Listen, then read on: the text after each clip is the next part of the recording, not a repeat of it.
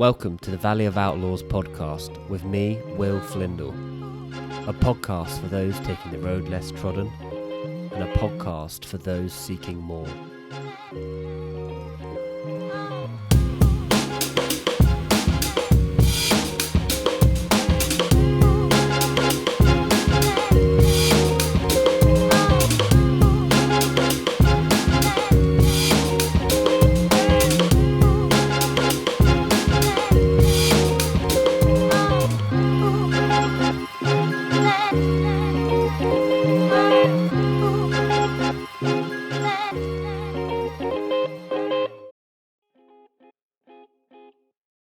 On this episode, we have Shalom Okene, a Nigerian-born entrepreneur who's lived in London most of his life. We talk together about the pressures of growing up with two entrepreneurial parents, his motivations and drivers towards success and growth, loneliness as a single child growing up, the influences of those around him at boarding school and later on in his life, his relationship with his girlfriend, and the ups and downs of business.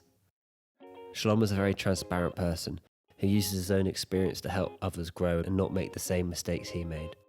He's a passionate businessman and entrepreneur, but also a passionate believer that everybody can follow their own path. Hopefully you'll understand why I call Shalom Outlaw number 2. Outlaw number 2, sir. Appreciate it. What an honour. What an honour to have you on. Actually is. I wish I was number 1. I was like number 1. I'm sorry, I know. I had to get my my PT on because I've been on the journey with him physically and mentally. Don't blame me. I don't blame you. So usually what I say to people is just to give a quick summary of who you are, Cool. how you got to where you are at the moment, and then we'll throw some questions after that. I'm down. Yeah? Yeah. Awesome. Hi guys. I will. Hello. Shalom. 26-year-old. Turning 27 very soon. Entrepreneur. To be honest, born into a family of entrepreneurs. So pretty much been in my genes since I was young. That 6-year-old kid where I knew for sure that, at 6 I was saying that I wanted to be a billionaire. And I knew the only way that was going to be possible was by owning my own businesses. So what I currently do on an advertising agency, so we do paid advertising. Beside that, also consult businesses on customer acquisition and sales funnels and stuff like that. Do something that's slightly left field as well, commodities. Mm-hmm. That's more in tune with what my family also does and stuff like that. And then just started content creation. So that should Beautiful. be interesting. And I've seen the first 2 videos and they're very, very good. Yeah, Very, very good. I really enjoy them. Appreciate that, man. Hitting messages which aren't necessarily fully raised in the public realm, really, are they? Yeah. I have these conversations a lot, like internally anyways. Yeah. And I definitely love setups like this and appreciate people like you where it's like you're having conversations about things that matter from a lifestyle perspective or from a business perspective. I was just a bit surprised, half and half, at how comfortable I was in actually just sharing, to be honest. So, yeah, I'm enjoying it so far. 3rd video coming out very soon. Awesome. Yeah. All right, I'm going to go first question, okay? Hit me. Were you raised to think outside the box? Question number 1. Yes, 100%. And to be honest, that definitely comes from my mom. I say the dynamic was very interesting. My dad was like, he raised me up to be more disciplined. The importance of discipline, routine, understanding the concept of failure and things like that when it comes to business and just in life in general. So he's certainly more philosophical about things as well, but certainly tried to ground me with a lot of the things that he thought were important for a man. However, when it does come to, pushing yourself to be above average, having to continuously seek challenge and wanting the best for yourself and just continuous outperformance, that's my mom. She's definitely she doesn't settle for, again, being average. So yeah, she always tries to push that to me, and she knows how to trigger my buttons. To be very honest with you, she knows some of the right things to say. I remember when we were a kid, this one time, she knew the right names to say to me because I was that sort of kid where I was like, I knew I was smart, but I didn't like to put in the effort. And I took some sort of weird, confidence about that, where it's like, okay, I know I'm smart, and all of you guys that are getting straight A's and blah blah, like you have to put a lot of work into it. But there was one period in time where my grades were sort of, they were dipping a little bit. And my mom was just complaining about it. And I wasn't listening to what she was saying, to be honest. And then she said, very typical like African parent thing, but then she said, how can so-and-so kid and this kid be doing better than you? I'm like, mate, I'm smarter than them. Like, don't even go there. Don't even go there. So yeah, that definitely pushed my buttons. So yeah, I get that from my mom for sure. So where did she get it from? I would say it's because of how she was raised. Okay. So she has 8 other siblings. I think there's 3 guys or 4 girls, or something like that. And then, and then the rest girls. And she's the second of them all. She only has an older brother. And she didn't grow up in comfortable, circumstances at all.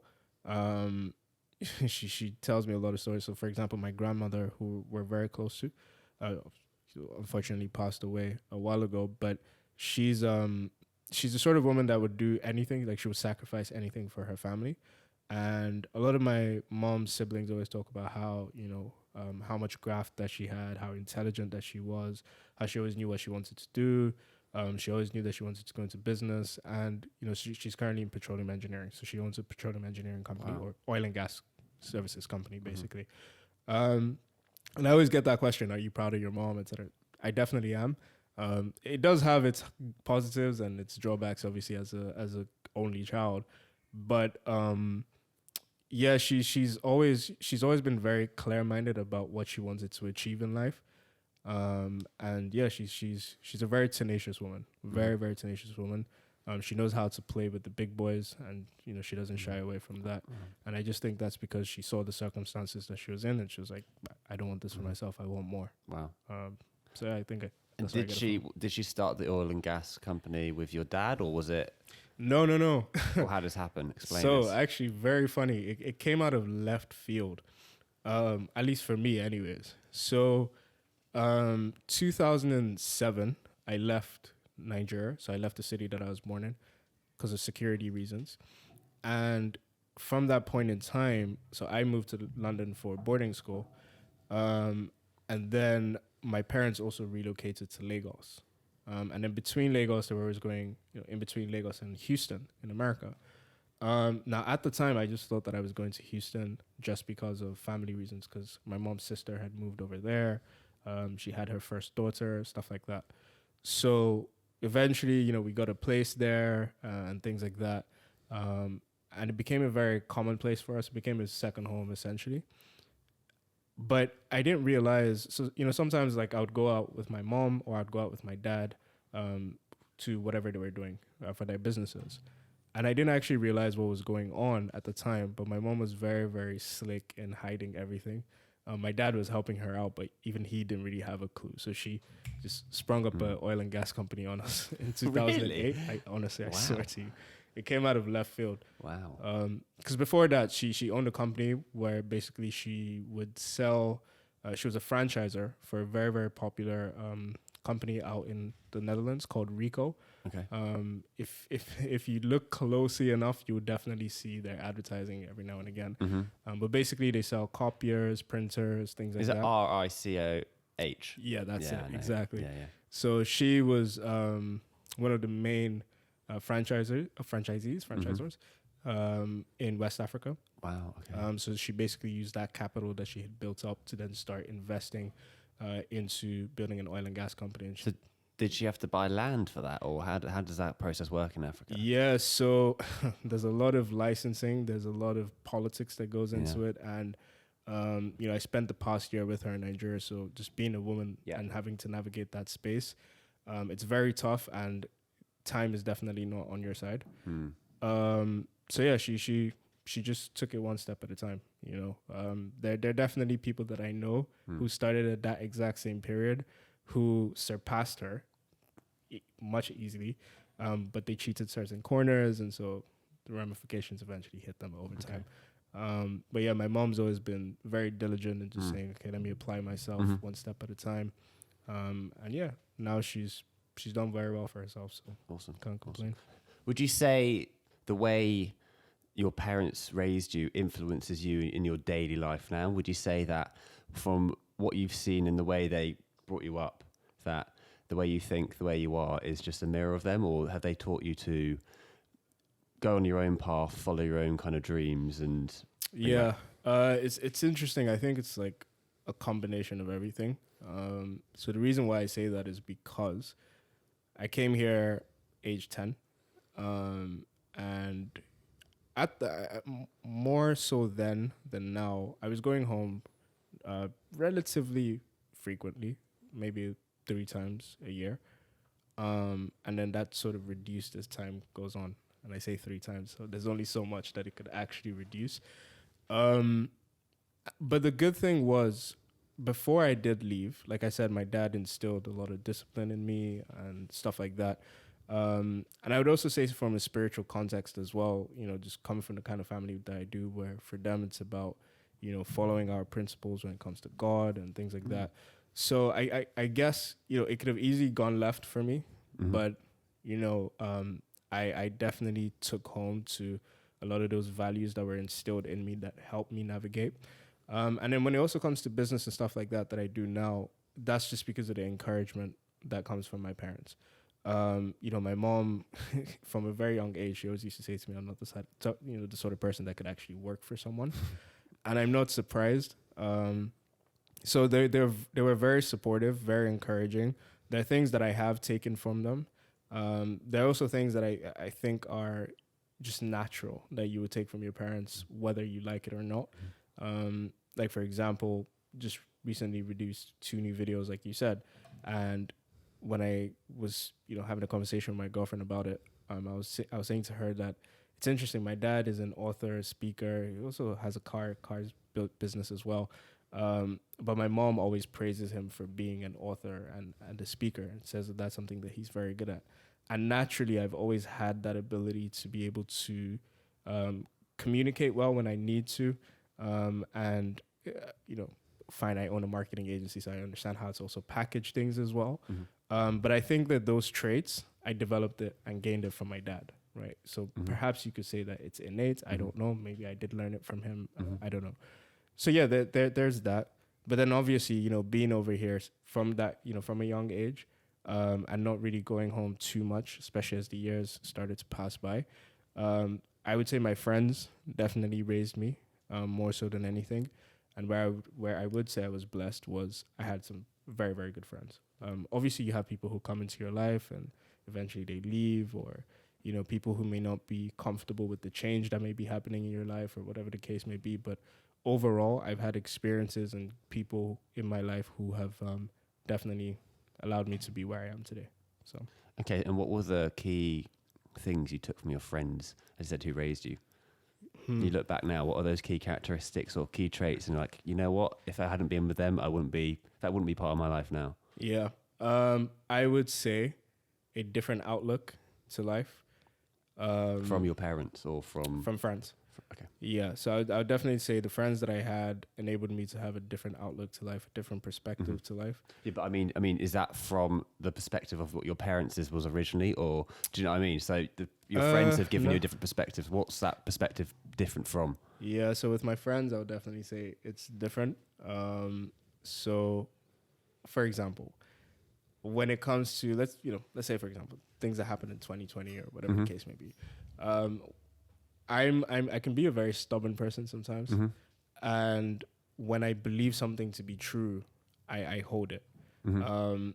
But my friends allowed me to understand the world from a different perspective, to understand how things operate in the world from a different perspective, and that's also because of the exposure, the experiences, or the access that they might have.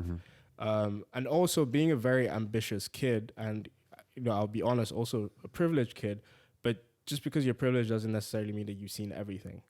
And so being able to be placed into different networks certainly broadened my perspective of the world, and how things are sort of accessible, or understand certain things about business and things like that from a very young age. And I would say that those are experiences that, I wasn't able to capture from my parents, because what I can say on one hand is, I went to school, I did business and management and stuff like that. That's fine. But I wouldn't say it had as much of an impact as having some of the friends that I do and seeing business or learning about business from their lens. And because my parents started from scratch, they've had to learn things from experience. And in learning things from experience, it takes a lot of time to acquire that knowledge. So, not to dig anyone out, but, for example, there are things where my mom and I could be having a conversation now, and they're just things that I naturally know that she actually didn't know. And you can't fault her for that, but it's because of the experiences that she's had. And for me, it's because of the privilege that she's given me to be able to come overseas, where I've either learned it from my own personal experience in business or from school or from my friends. So I would definitely say having the friends that I've had has given me a different perspective to life from a young age.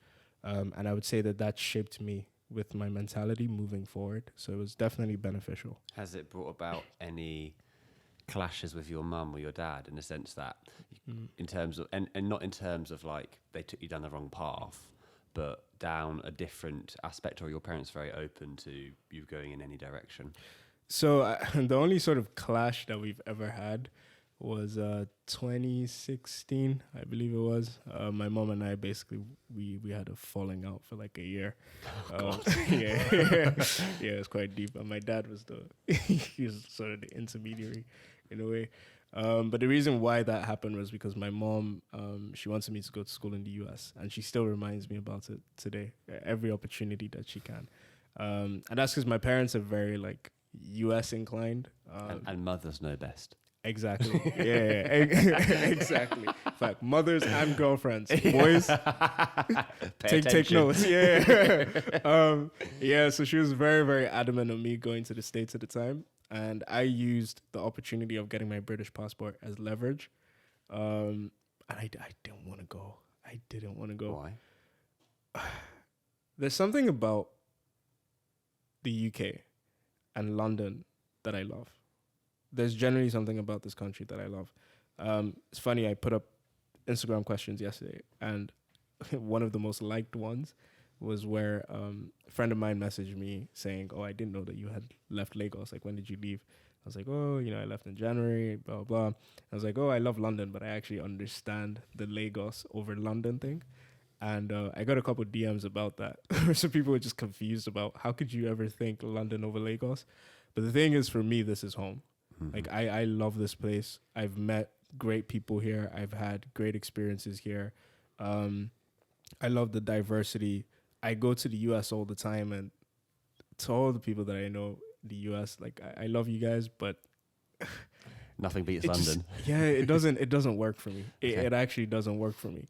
I also feel like being in the UK, there's a different sense of freedom being here. And there's just better accessibility. Like, I can easily travel to Europe. I can easily travel to Africa. I can easily travel to the States. And I prefer the mentality of Europeans to Americans, to be very honest.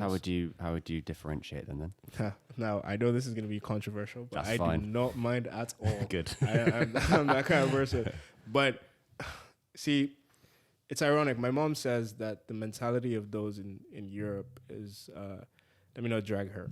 Let me just speak about myself. But we definitely see differences between the US and the UK. Where I will give her credit for is when I left to Nigeria and I came back, one thing that I will admit about Europeans or those in the West is that there is a negative mindset in this sphere of the world. People tend to speak down on themselves. People, rather than saying, it doesn't cost you anything to say that you can do something, but people always seem to go for the easier option of saying, "Oh, I can't do that," or "Oh, there's no way I'm going to be able to achieve this," or et cetera, et cetera. And it's definitely the same in the States. I just think there's a very, very toxic culture within the United States that is just not for me. Okay. And I think people in the US are actually relatively more closed-minded than Europeans. Oh, really? So I'll give you a stat, for example. I don't know the exact stat, so correct me whenever you want. Don't really care. But most Americans don't have a passport. Most Americans travel within America. Now, of course, I'm sure there are multiple different reasons why that's the case. It could be based on income. It could be, there are different reasons why that could be the case. But in as much as I love the pride and the patriotism that Americans have, I believe that it also brings a relatively close-minded mentality where they believe that their country trumps all. It's better than every single place in the world. Pardon the use of the word Trump. Yeah, we're not going there. But yeah, they sort of believe that, like, you know, their country They trumps think it's all a everywhere. competition, basically. Yeah, and you know, they have a certain perception about Europeans where I view it completely opposite. I think Europeans are very open-minded. I think Europeans are willing to learn and experience things and accept people a bit more than in the US. And yeah, I think Europeans embrace people much more. Okay. And then just in terms of, I feel like there's more culture here as well. I mean, there's history is back thousands of years as opposed to hundreds, isn't it? Exactly. Yeah. And I appreciate that cultural aspect.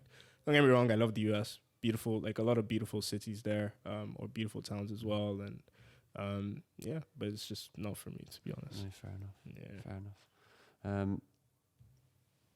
Yeah, okay. My next question is, when was the first time you took a decision that took you down a different route to your friends? But I'm going to also extend that to your family. Okay. And you made a decision, and the UK seems to be that, maybe as one from the family, but Yeah. you know, one where you felt, right, people are saying go this, but this is my heart saying I need to go this way. Yeah. It's interesting. Because I'm someone where I'm very, very strong-minded, most times I tend not to really listen to what my friends have to say about something. But in saying that, I have a very, very small circle of people that their opinions matter the most to me. Specifically, my parents, my girlfriend, my best friend. That's it, to be honest with you. So I can give you an example. Received a call a couple of days ago from a friend of mine, and she was basically saying that you know, there was slight concern, and you know, am I okay, and et cetera, because they saw the second video that I released, and I was talking about loneliness and whatnot.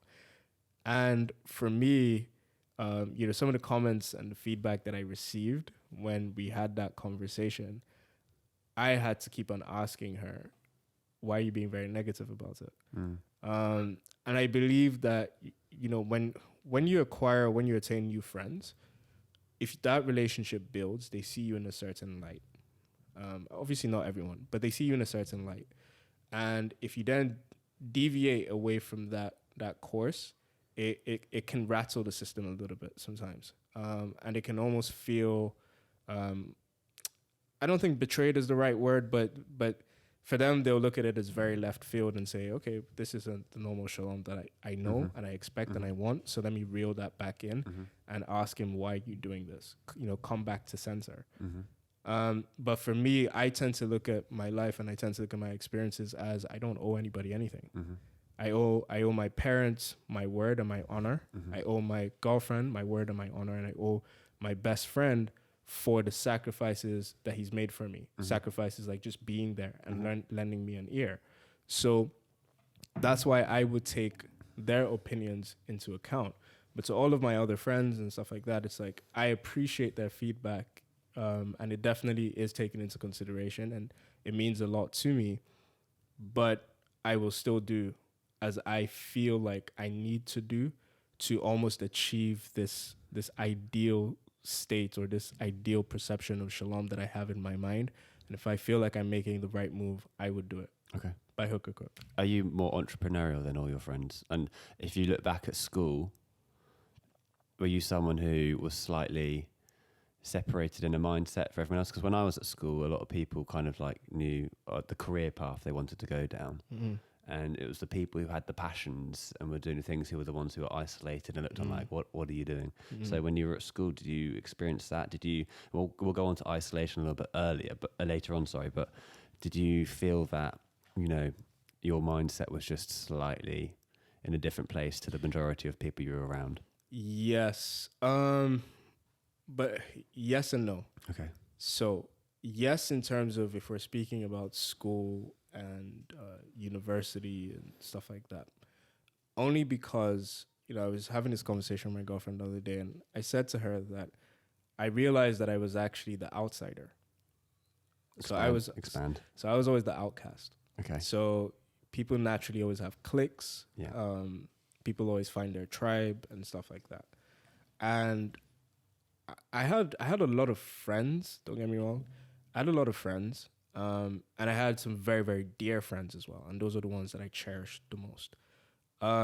But those friends that I had a lot of them were more acquaintances, to be honest, than actual friends.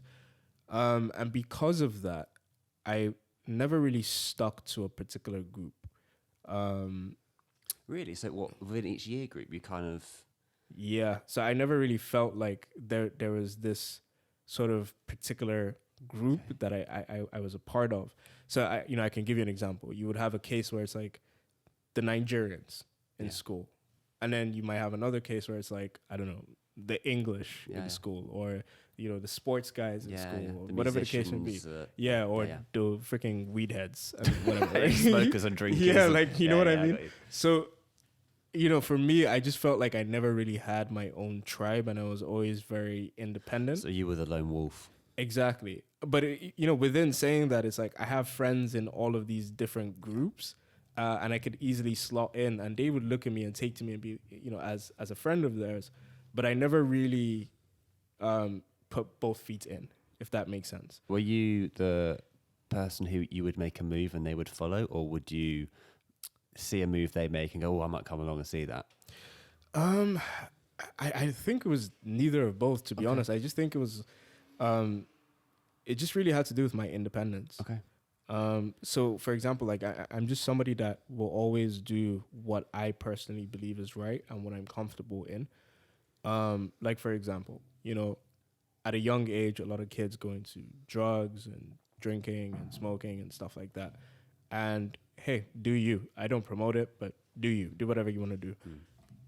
But naturally, since I was young, you couldn't possibly tempt me or convince me to do it, because if I just felt like it's not right for me, and I don't like it, I don't want to consume such, I don't want to do such to myself, and I want to strive to be the ultimate Shalom that I can possibly be, I would just say no. So, for example, there's certain friends of mine where they find it funny that I don't drink. Let me put it that way. And they always feel like whenever I go out, I'm not having fun, but I am actually having fun. But there's this weird, I don't know how to term it, but... Well, they feel uncomfortable when you're there. I've experienced it. I've been there. You said it, not me. Exactly. No, it is that. And I've seen, I saw a post a few months ago which really hit me. And it was, society these days makes it weird that the people who want to focus on being better versions of themselves, they don't want to drink, they don't want to smoke, they don't want to go out, they want to have time, they want to go to the gym, they want to build their business, they want to learn, they want to read. Those are the weirdos. And the people who are normal are the ones who go to the pub on the weekends, sit there for 5 hours, spend their money, drink their beer, socialise, cool. Exactly. But they can't do it without the alcohol. And there's always a point for me is, if I can't be surrounded in the company of friends and do it when I'm sober and be able to have a real conversation with them, then what kind of relationship do I have for them when we're drunk? Because when I'm drunk, I talk shit. And that's why I don't drink, really. Because I don't like that kind of like, not lack of control, but lack of meaning to the conversation. Exactly. Like I don't, honestly, for me, it's just a case of, I don't like it. I actually don't like drinking. I don't like the taste of alcohol. The only thing I probably like is an old fashioned, to be honest. An old fashioned, or give me a nice glass of Riesling or something like that. And then cool. Everything else, I don't like it. Yeah. I don't like the feeling. I don't like when I wake up in the morning and I feel like shit. I don't like not being completely present and aware when somebody's having a conversation with me. And it's almost like you're having 3 different conversations in your head, and you're trying to convince yourself that you are stable and you can actually hear and absorb what somebody else is saying. I don't like that state at all. So for me, I just choose to do what's optimal for me, and I've always been that way. And sort of going back to when you were asking me earlier on about my mom and that drive and things of that nature, I think it is because I've had that thought, or I've had that particular thing of being above average sort of drilled into me, I believe that maybe that's the reason why. That plus because I was probably not always isolated as a kid, but being an only child, I just used to love playing my Nintendo 64, PS1, PS2, PS3. You know what I mean? Like for me, it was just like, okay, just do what I want to do what makes me happy. So I think just because of that isolation, it's had its negatives, but the positives out of it is it's very, very hard for you to get me to do something that I don't believe will get me to that optimal state of being shalom. What's the culture in Nigeria for drinking and smoking? Like in the UK, we've got a drinking culture, and as I said, we're not going to poo-poo anything here. We're not gonna say, like, it's a part of our culture, fine, Yeah. and people get a lot of enjoyment out of it, and they build great relationships, cool. But what's the culture like in Nigeria for this? Yeah. Because, like for me, one of the reasons I really pushed away from drinking and smoking was because the lessons my dad put on me from the mistakes he made. Now, he used to drink a lot when he was younger. He would never smoke. Both his parents died from smoking-related illnesses. And so that was a bit of a fear put onto me. So I always saw the negative side of it. And it was like, well, why would I have and add anything negative to me? Like in Nigeria, do you find that there's a similar connotation? There is maybe not viewed the exact same way. Let me put a caveat here and say, I only just moved back to Nigeria last year, and I spent 1 year there. In fact, less than a year. Yeah. Spent about 10 months or something like that there. And prior to that, I hadn't been back home for 6 years. Yeah. So I'm probably more British than I am Nigerian, if I'm being very honest with you. But I love my country, and I prefer it to here, to be honest, after being there for 1 year. That being said, there's definitely a strong drinking culture in Nigeria.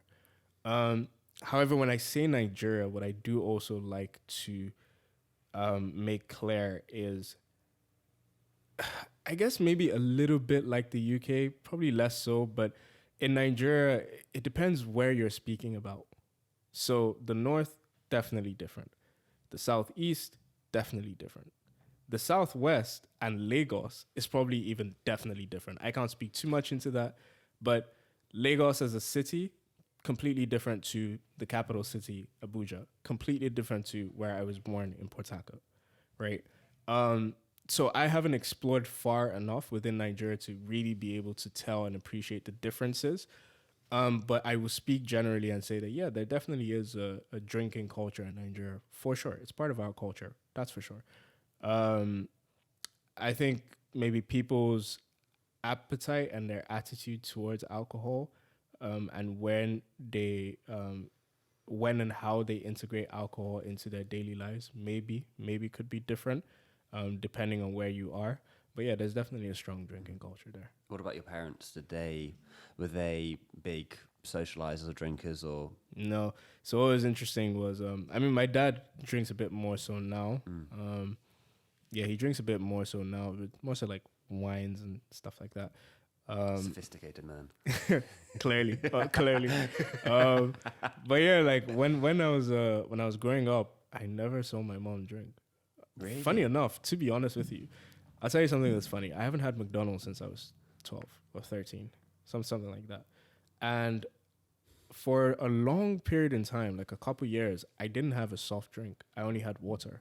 It's only of recent that now, maybe every now and again in a blue moon, you might catch me drinking a Sprite. So nobody hold me on to this before you start saying, oh my God, Shalom. So yeah, you might catch me drinking like a Sprite or like a 7-Up or something like that. No Coke. And I hate do not drink Coke, please. Oh, tell me why. Oh my God, it is the worst thing for you. It is actually the worst thing for you. What, just because of the Coke, sugars? I apologize. I don't know what could happen in the future, but Coke is the worst thing for you. I don't know why. Maybe I'm just traumatized, but when I was in middle school, we did this experiment where we put some teeth or tooth inside a different like soluble containers or whatever. And so each one had like different soda drinks. And the one with Coke almost made me want to puke. It was disgusting. How long did you leave it in there for? I think it was the whole day. Okay. It might have been the whole day, or it might have been about 2 days or something like that. Yeah, and you go back to the next lesson, basically. Yeah. And the one with Coke was so nasty. my auntie, she drinks more so Pepsi, to be honest. But I'm anything to do with Coke, Pepsi, take me out of it. Yeah. Honestly, No, take me out of it. interesting. It reminds me of that Cristiano Ronaldo press conference when he was He like, moves out the way. Agua, yeah. And he's like, I was like, yeah, you go, champ. I was like, yeah, I support you with that. But yeah, no, like I was saying, I haven't seen my mom since I was born because she gave it up then. Since I was born, I've never seen my mom drink a carbonated drink. Ever. Carbonated? Ever. Wow. Never. And is that a conscious decision, do you reckon, from her for her own life, or the way she wanted to imprint with you? It is for her own life, for sure. Like she's an incredibly healthy person, and I think that's why I've probably picked up from that naturally. So, for example, if you asked me, "Am I a healthy person?" I might just say yes out of laziness. But if I really think about it, I am, but it's not really because I'm striving to be or I really want to be or anything like that. I do, don't get me wrong. But as an example, I went to the doctors to go get a health checkup before I flew back to London. And when the doctor was, doing her checkup on me, she wasn't even saying it to me. She was actually saying it to the nurse. She was like, oh, wow. Like, this guy's actually very healthy. This guy's very healthy. And what she doesn't realize that did for me was it almost put a battery on my back and made and sort of justified the decisions that I've made in life. The decisions of saying, I don't want to drink. I don't want to smoke. Don't get me wrong. I've done some of these things in the past, but it's because I did them that I realized I don't want to do this for myself. So because I don't do all of these different things, naturally that creates a situation where I go to the doctor and the doctor says, you are very healthy. And even when it comes to the way I eat, I think that's relatively circumstantial as well.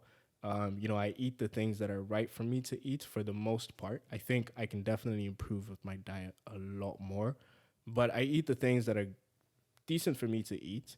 But I think that's also just because of circumstance, and I just like those things. It's not really because I want to be healthy. When it comes to going to the gym, for example, yeah, I would love to gain and, not necessarily be macho man, but hey. You don't want to look like Rich. He said it, no. Everybody wants to look like Rich. No one knows who Rich is at the moment, but they will do. Yeah, I'm actually very keen to see how he looked before he put size on.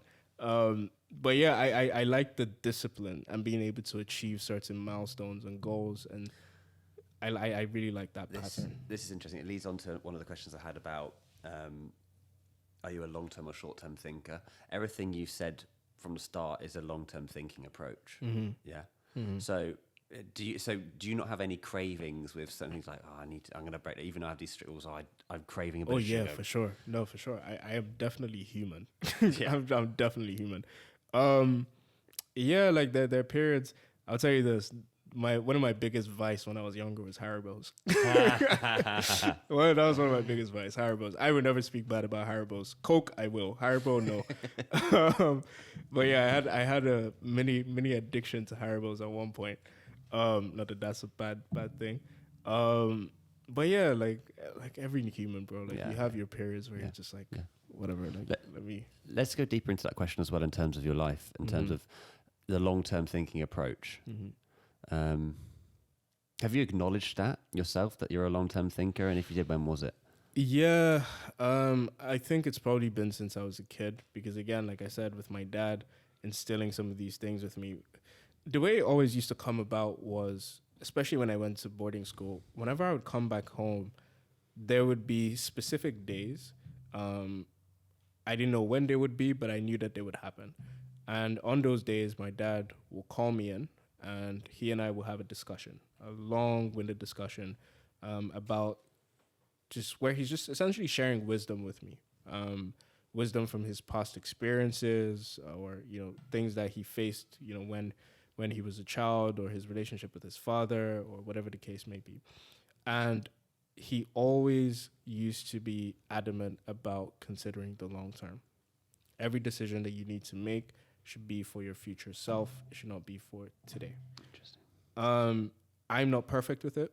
I've learned to be much better with it as age comes.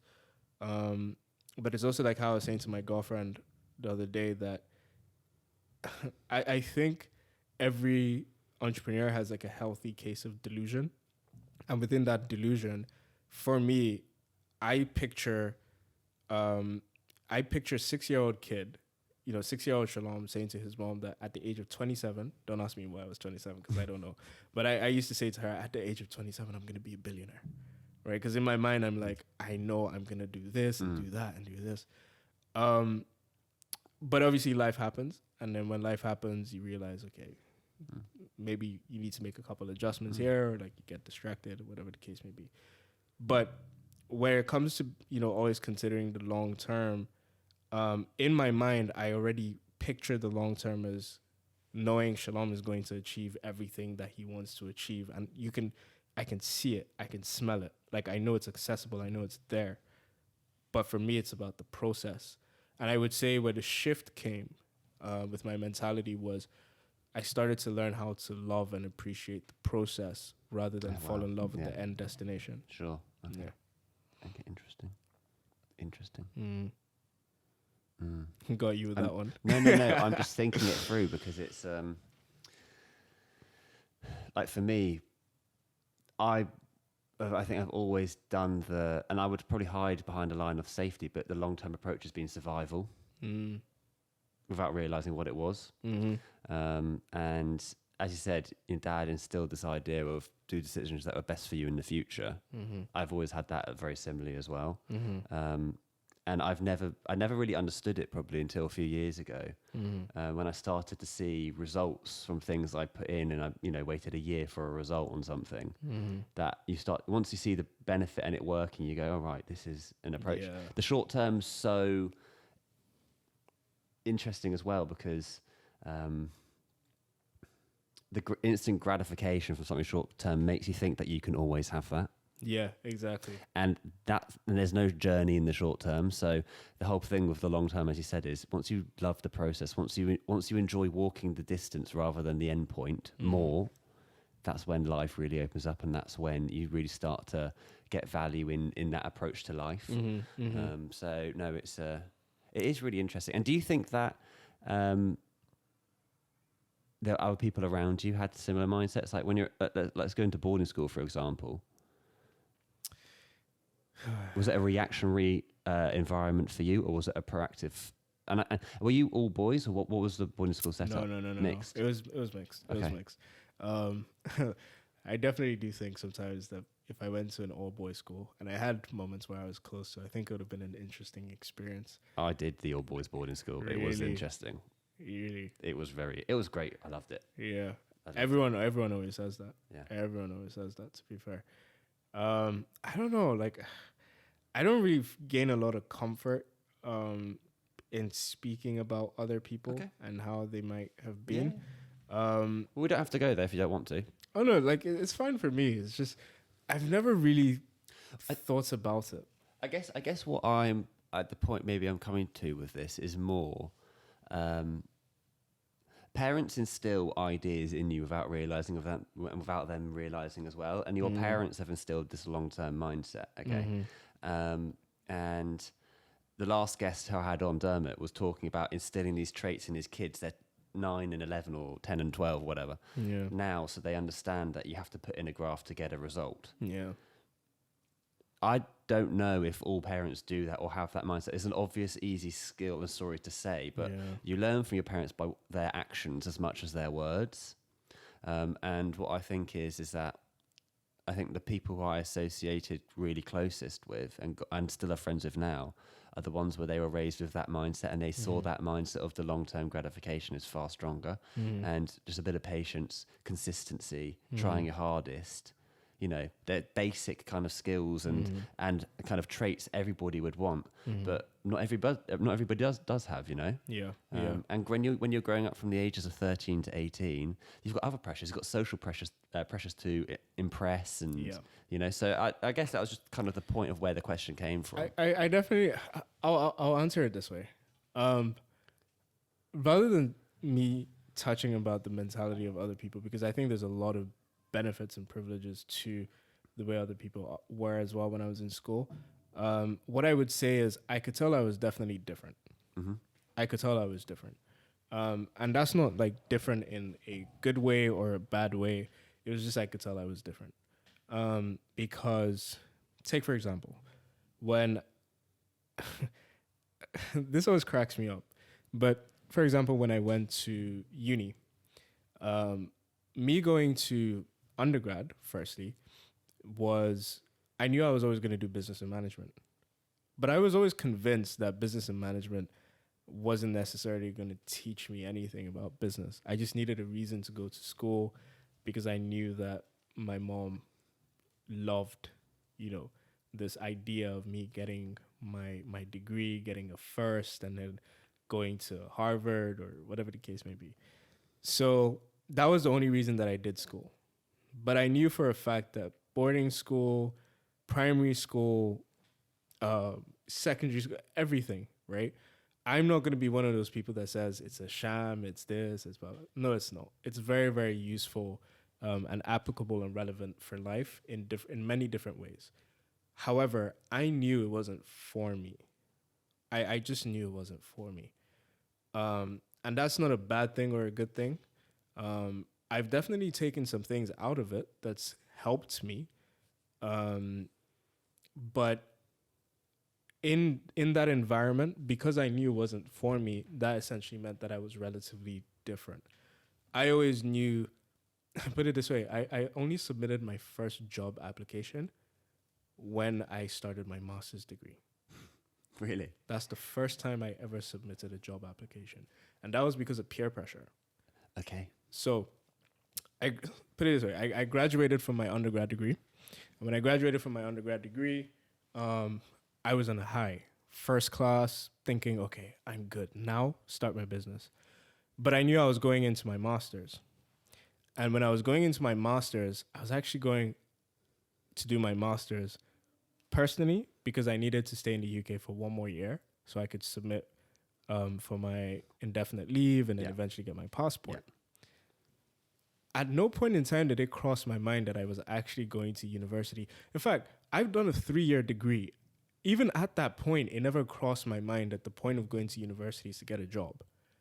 In my mind, I was only going to uni to maybe pick up some skills here or there, develop some networks, and then form my own business. Yeah. Bro, I would tell you that when I was in undergrad, the scariest moment that even happened to me was when I was in my second year, and then I get an email and I get a call, and they're continuously asking me about my third-year placement. And I was like, I'm not doing a third-year placement. What do you mean? Like, I'm not going to go work anywhere. Yeah. Like, what are you talking about? Yeah. And they're like, no, Shalom, you need to secure a job. You need to do this, blah, blah, blah. And I was like, can I change my degree to the 3-year one, please? I didn't know I was on the 4-year one. And when they let me, quickly went to go change it, did the 3-year one. Okay. And then when I started at Imperial, on my very first day, I see everyone's on it. They are on it. CVs, already discussing careers, blah, blah, blah, blah, blah. How does that make you feel when people do that? On that day, it made me feel a little bit... reflecting back on it now, I realized that I did suffer from a huge case of an identity crisis.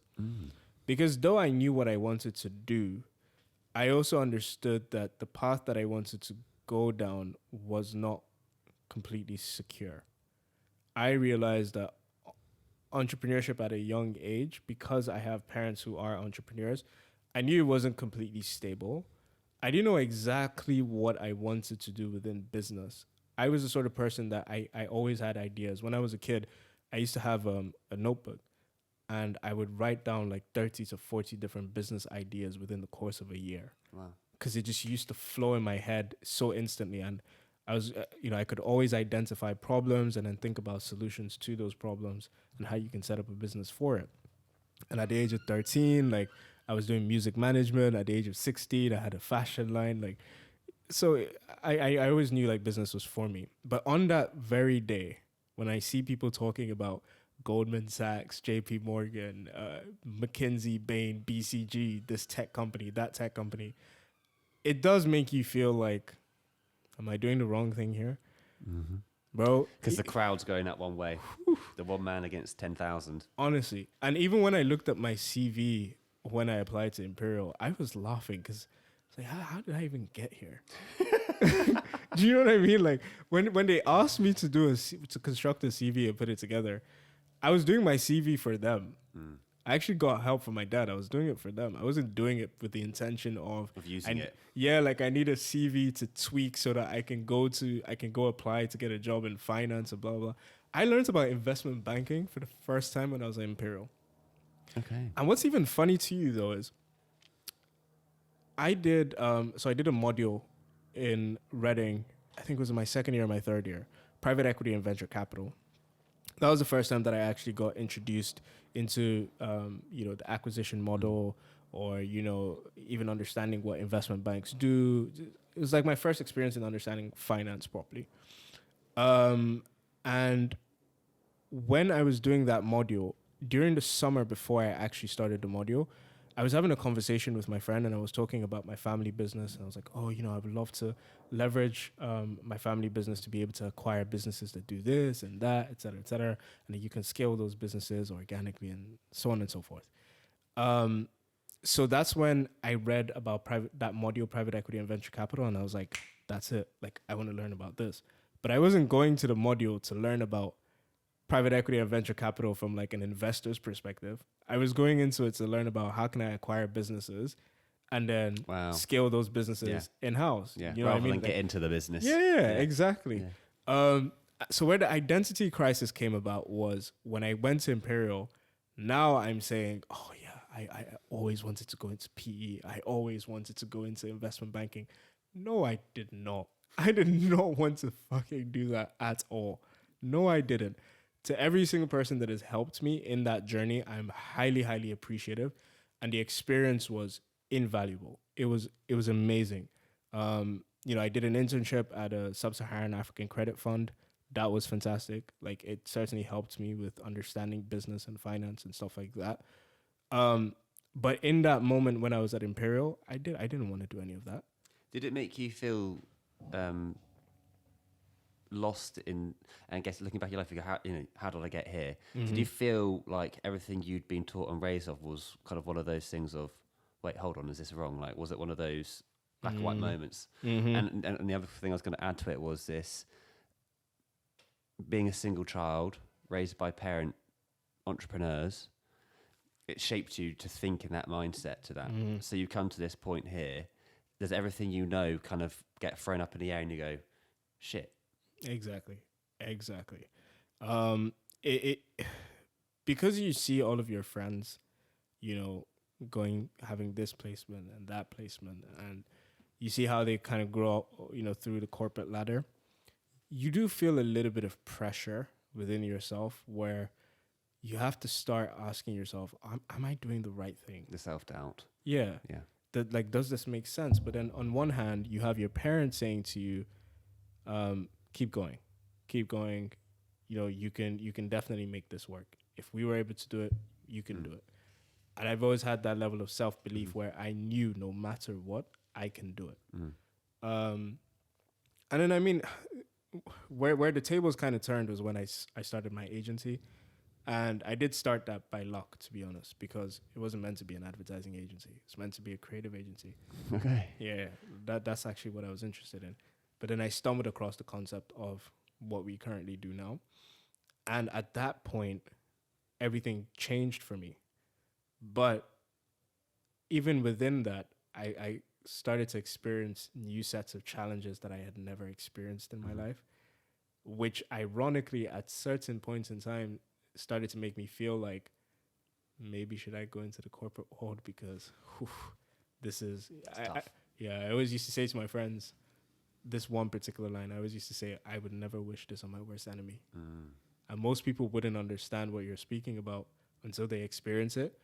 But the only people who did actually understand what I was saying, like, for example, I had a conversation with a friend one time, and I said it to her, and she said, you're right, are those who have actually experienced entrepreneurship.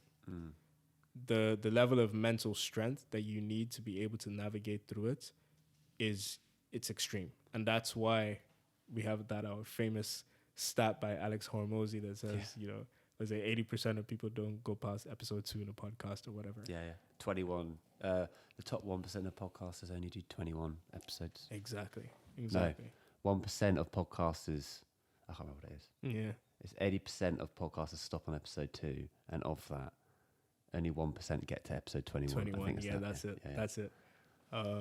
It's crazy. So yeah, that was a very mixed up way to answer your question. Yeah, no, and I mean, it actually is interesting because it was going to lead to another question I had, which was, what was your driver? So in these difficult moments and you going, you know, I don't wish this on anyone, what's still making you stick in this? Delusion. Delusion. Delusion. Do you not have a big vision though? Do you not have I that do. kind of, you know, that magnetic pull, which you can't explain, which is going, nah, I can't do the other thing. Like, this is for me. I do. It's like I said to you, I can see the end, but where my mistakes came was in falling in love with the concept of the end and thinking that I was at the end rather than loving and appreciating the process. Yeah.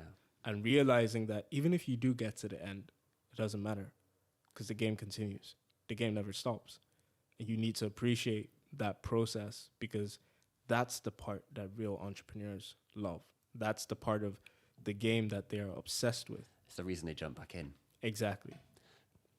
Brilliant. Okay. And what does the end look like? Just so people, if they don't, you know, as you said, you want to be a billionaire at 27, but what, you know, what does Shalom look like when he's got to that end? How do you feel? What are you doing? What are you doing which is different to now, or what are you doing which is the same to the person you are now?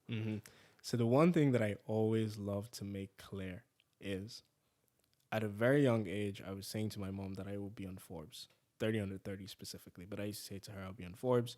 I used to say to her, I'll be a billionaire. She reminds me all the time. But this may shock people, but quite frankly, I couldn't give two damns about the money. I actually couldn't care. To me, the money is almost like keeping score. I'm not even keeping score with anybody else because quite frankly, again, I couldn't care.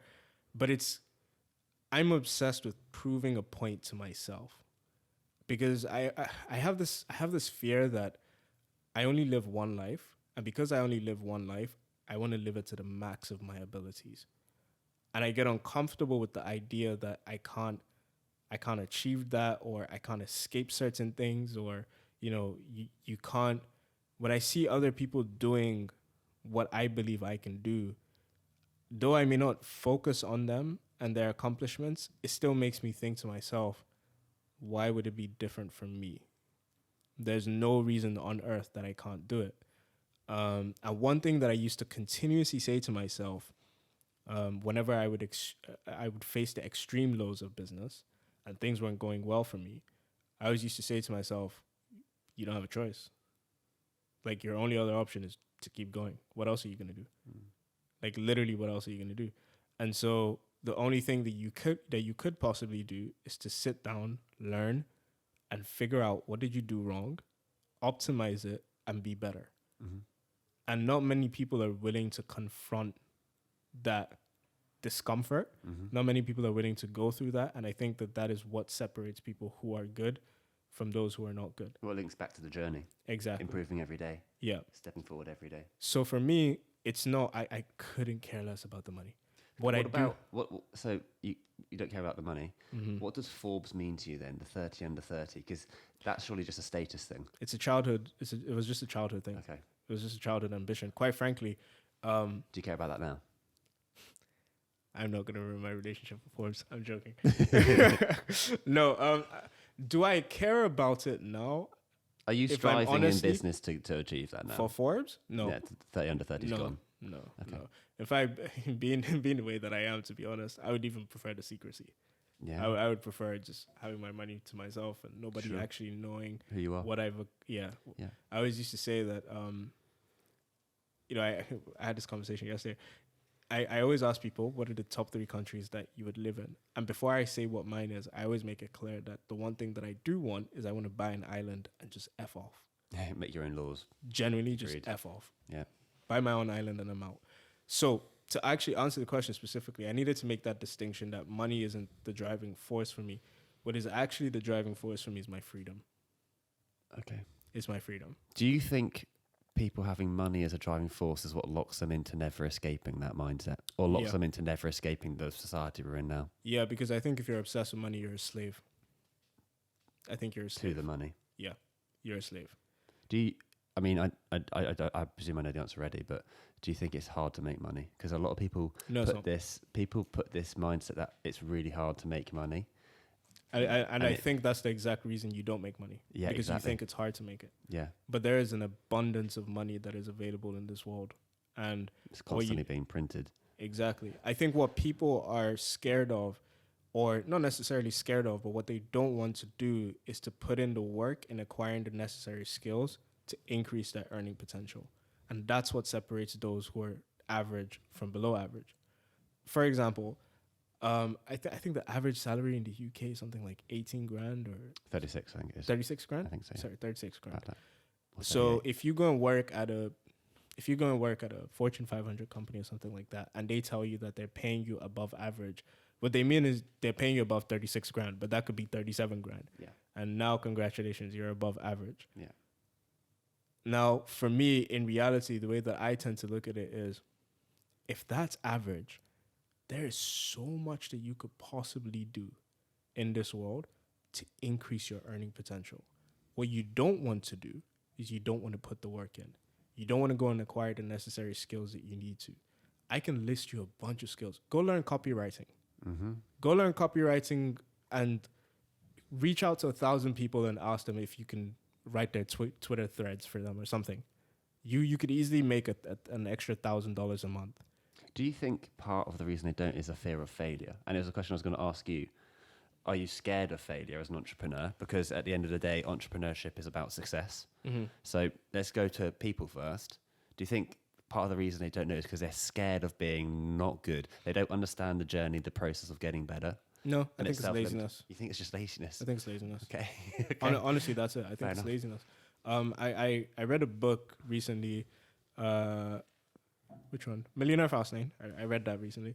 Love that book. Millionaire what, sorry? Millionaire Fastlane. Oh, fast. MJ Okay. DeMarco. Yeah, I told you to read it. Yeah. And one thing that he talks about is he doesn't understand the equation of people enslaving their lives for 5 days in a week only to have 2 days free. And quite frankly, I don't understand it either. When you receive your salary, for example, and when you receive your salary, you get a quick burst of dopamine because you're happy that you finally received your pay. And then the next day is a Saturday and a Sunday, and it's like, okay, I can now go out to, yeah. But let me also, be very, very clear in saying this. Not everybody wants to be above average, and that's completely fine. That's completely fine. Less competition.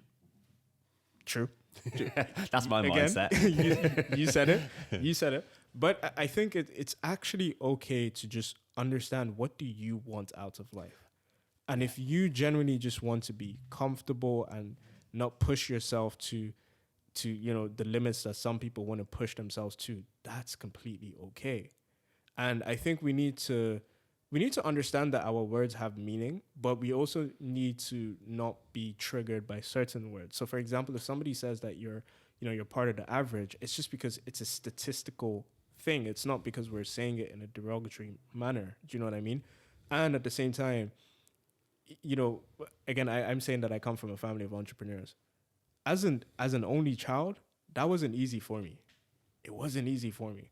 Especially, you look at the achievements of my mom, which, I'm so proud of her and what she's been able to accomplish. It definitely has its pressure. impacts. Yeah. There's pressure for you to... Exactly. And even aside from that, the reason why you might have a Shalom sit down playing FIFA all the time when he was a kid, or Pro Evolution or whatever, we used to play back then. Play with those rubbish. It's always FIFA, mate. But, in some sense, it's like, okay, what did I miss out of that opportunity? I missed the opportunity to be able to spend time with my mom the way some kids spend time with their mom. Because most times, if my mom was ever at home, if I go to her and I say, hey, mom, I want to hang out, what do you want to do? Usually she's tired because she's been working a lot. And maybe my dad might not be at home. So it has its own consequences that I don't necessarily think everybody would or should want. But there are also people like me who I think, like I said, deluded maybe, or, just very strong-willed, where it's like, it's an itch. Would you have had it different, though? Would you have had it where your mum was always there? No. Okay, you wouldn't? No. Okay. No. I Even think when you talk about the childhood loneliness. the reason why is because I think it shaped me to be who I am today. Okay. And quite frankly, I love who I am today. I think I could be much better, but I love that. And I know that I have my life for a certain reason. And because I am spiritual and I believe in God, I believe that God doesn't make accidents. So he's given me the life that he's given me for a set reason. And he also wants me to recognize what my purpose is in life. And so through that journey, it would be very ungrateful of me to say, oh, I wish this could be different, or I wish this could be different. Everybody wishes something could be different about their life. You know, Nigeria is a very interesting place where I live in one of the most expensive estates, but then if you come out of that estate, you literally see hawkers and people on the street. And it just doesn't make sense. So I can't be complaining about my life when there's literally people that are grinding their ass off from 4 a.m., in the morning all the way to like 12 a.m. at night, hustling because they need the money. But yet these people are so joyful and they celebrate life, and they're so happy about life, but knowing that their circumstance can change in any single minute. So I'm sure they don't wish they had the circumstances that they did, but it would be very ungrateful of me to be like, oh, I wish I had more time with my mommy. Do you know what I mean? Yeah, I understand. That's interesting as well in terms of that mindset. You said they're one step away from everything changing in that sense. Mm-hmm. It's something which I think is really hard to comprehend, because when you're stuck in the process of whatever you're doing, everything can sometimes feel like it's miles away. Yeah. And it could be one little change and suddenly you're 10 feet ahead, you're 10 meters ahead, you're so far down the line that it was just that one decision you made. And that's even funny. You were asking me about what keeps me going. Sometimes I actually used to think to myself, what if this is the moment where I have to make that decision about, do I keep going or do I not keep going? And if I make the choice of I keep going, that's when everything changes. And then I would picture myself having that Forbes 30 under 30 interview, like, I was sat down and I needed to make this specific choice as to whether or not to keep going. Is some of the driver to impress your parents, to show mum and dad, look what I've got to? So that's an interesting question. The reason why I would say it is because I would be lying if I said no. But I wonder why that would be the case. And the only reason why I say I would be lying if I said no is because the only reason why I got a first class in undergrad was just because so coincidental. I was leaving my flat and I was on the phone with my mom. And I've heard all this praise about my mom throughout my whole life. Bear in mind, let me also add a caveat. She studied petroleum engineering, so very, very difficult. She's a genius. Yeah, like very, very difficult. It's not an easy thing to do. And my dad as well. So we were on the phone and then she says to me, I was like, oh yeah, you guys, you got a first class anyways. And she was like, who told you we got a first? I was like, that's the impression that you guys have always given me. She's like, no, I didn't get a first. I got a 2-1. I was like, what? She's like, yeah, I got an upper 2-1. I was like, okay, how about my dad? She's like, oh yeah, your dad got 2-1 as well. Wow. I was like, what? So that means I could be the first person in my family to get a first? She was like, yeah. I was like, okay, cool. Say no more. And that was literally the only reason that I got a first. It was just because I knew that. So that competitive drive within me was like, I only live one life. So I want to be the one person in my family, the generations moving forward, they would say, oh yeah, he got a first. You can't say I got a 2-1, 2-2, nothing. You can say Shalom got a first. If you ask me what did I learn during that whole period, I don't know. I can't tell you. But all I know was I got that first because I knew I was going to do everything that I needed to do to get that. And that was it. So to answer your question specifically, when it comes to like the achievements that I want out of life, I want it not necessarily to prove a point to them, but to almost thank them for what they've done. Have they ever said life. They're proud of you? Did they say when you got the first? Did they acknowledge the emphasis you've just put on it for you being the first person in your family to get first? Did they acknowledge it how you wanted them to acknowledge it? Oh, yeah. I'll tell you this for a fact. If I hit billionaire status or trillionaire status, No, the biggest accomplishment for my mom would be the fact that I got her first. She wouldn't care about anything else except the fact that I got her first. So to her, it's like she's done her part in life. But for me, I think about it and I'm like, I want to be better than them, and I will say that to their face. Why? I want to be way better than them. Why? Because I feel like it's my responsibility as their child to be better than them. Because the whole reason why they invest in me is because surely they want me to be better than them. And if they don't, well, I will be better than you. Because I'm just competitive. No, brilliant. Well, the statistics about our generation. We're the first generation in human history to, on average, statistically not to... We will be the first generation statistically to not be better than our parents in terms of I'm not growth. surprised. And, 80s, 90s kind of peaked. I'm not surprised. Opportunities were a lot more. Yeah. But that's the mindset to have. You always want to think you can outbeat them, and I guess that kind of competitive element of it is what drives you. Is your drive something? Okay, it's something which is to not prove, but it's proven to your parents, but also to yourself that you could do it. But you've got that responsibility to do that. Mm-hmm. But are you running away from something which is pushing you further, or are you running towards something? Yeah, I think it's a combination of both. So I recently discovered and felt like you have positive influences and you have negative influences. So for example, a negative influence could be, or let me call it negative motivation, positive motivation. So negative motivation would be you come from a tough situation and you never want to go back to that situation in your life again. And you just keep going and going and going.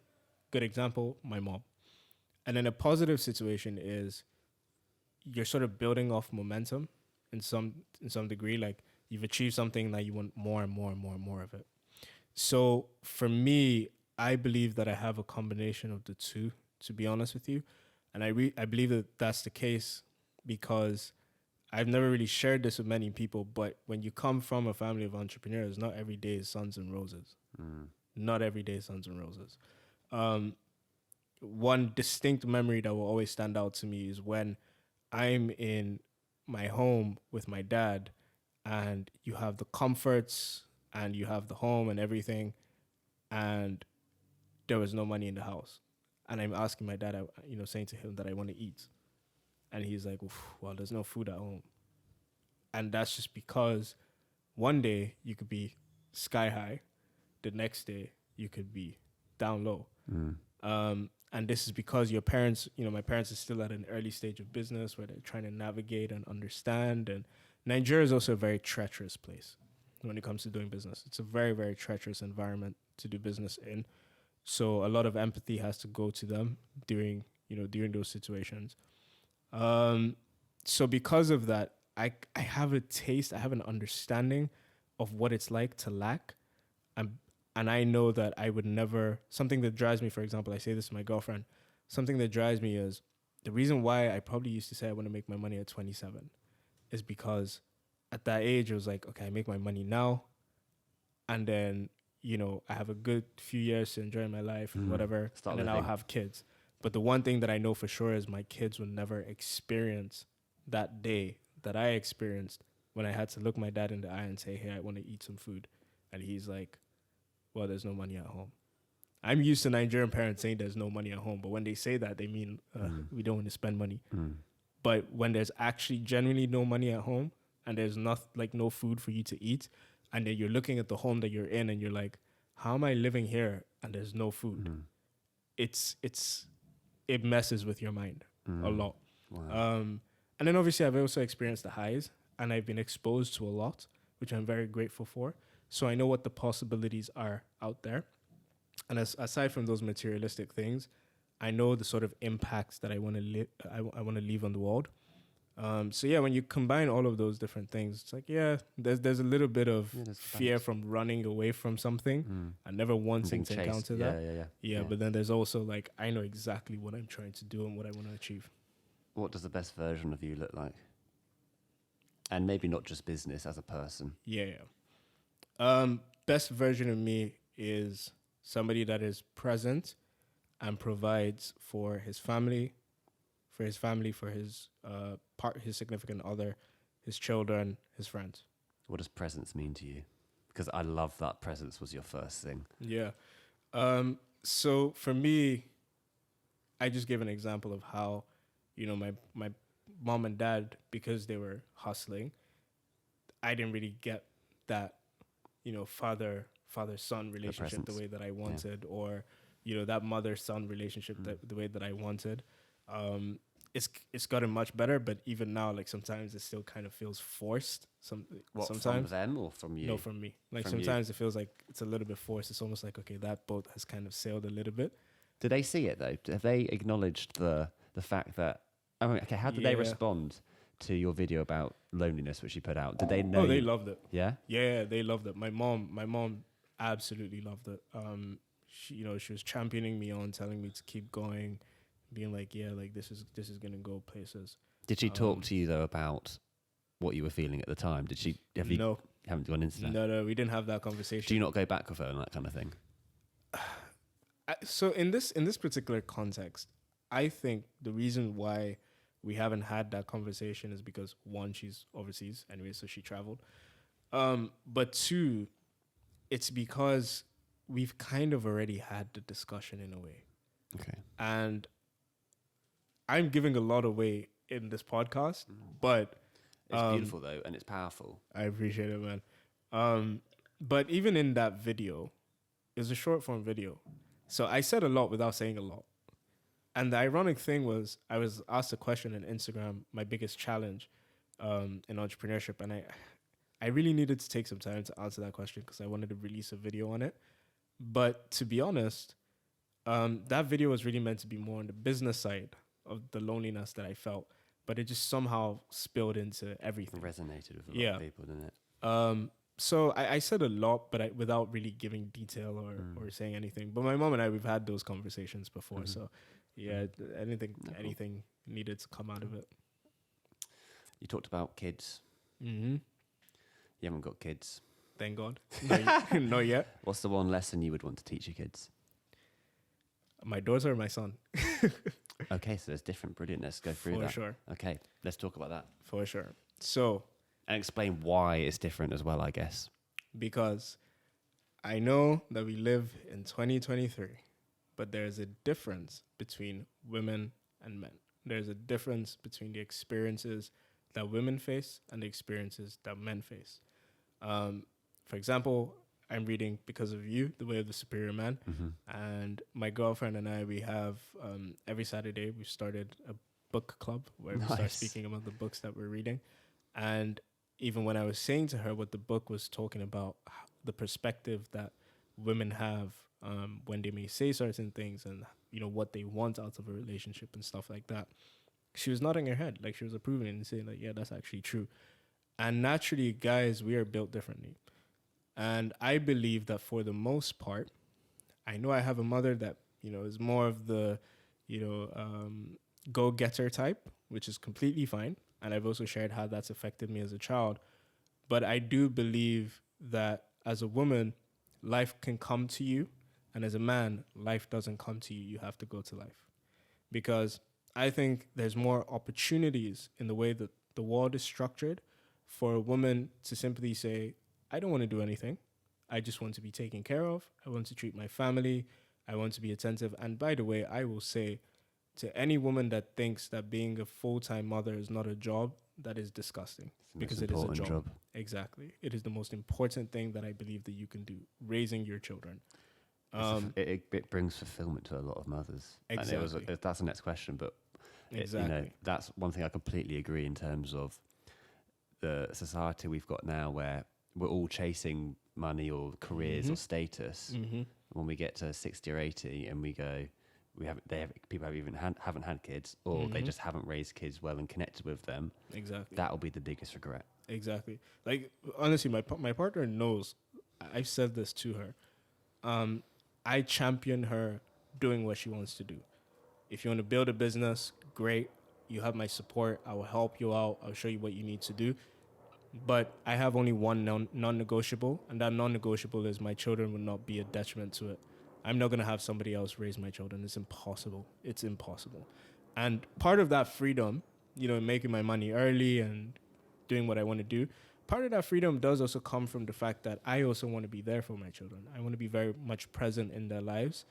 But yeah, going back to how I would raise both of them, I would raise my son up more in a more tough manner. Not necessarily tough, like I wouldn't show him love. Of course I would. But I feel like I'm the kind of dad where if my daughters come to me and they ask me for anything in the world, I would give it to them. And I wouldn't even think twice. But if my sons came to me and asked me for something, I would say to them, okay, sure, but you have to read a book first. When you finish reading that book, tell me what you learned, and then sure, I'll get what you want. Why shouldn't the girls have that as well, though? They should. I just feel like this is just personal to Shalom. This has Sure. nothing to do with the world or whatever. I just have a very soft spot when it comes to daughters, to be honest with you. What's the one lesson you would teach them then, your daughter? My daughters? Yeah. That's a good question, actually. I was going to say, like, teaching them how to be a responsible woman, but to be honest with you, I feel like that would come more so from my partner. Yeah. And being able to instill those values with them and me trusting my partner to be able to give my girls, those necessary characteristics. I would just do as much as I possibly can to make sure that I put them in the right environment where naturally life will happen, and they'll learn a lot of things as they continue to navigate life. But just put them in the right environments where they have the freedom and flexibility to do whatever they want. Beautiful. If you want to be like my mother and you want to go run your own huge company, congrats, you have my support. Or if you just want to be a stay-at-home mom and you want to take care of your kids and raise your family, cool, you have my support. Yeah. But so far as nobody can speak ill to your name, and you have been raised as a woman with principle, you've been raised as a woman with good values, and you have Christ literally embedded in you, I'm happy. I'm satisfied. As you were saying, I think I had what my one would be, which was teaching them how to love truly. Exactly. Because I think sometimes that's the biggest responsibility responsibility for a father is showing your daughter how to love and how to feel loved by a man. I agree. That for me probably feels like that what mine, and I think yours is probably like that. I think you probably didn't say it, but I think as you said, showing up and giving opportunities is you're showing them so much love. It is, and you're giving them an amazing relationship between a man and a woman, right. A father and a daughter. Right. I think that's probably one of the strongest things you could probably do. Actually, I feel like the biggest influence that I could have as a father is the man that they choose to bring back home. 100%. Because I know people tend to say that most people bring back home people that are similar to their mothers or their fathers, etc.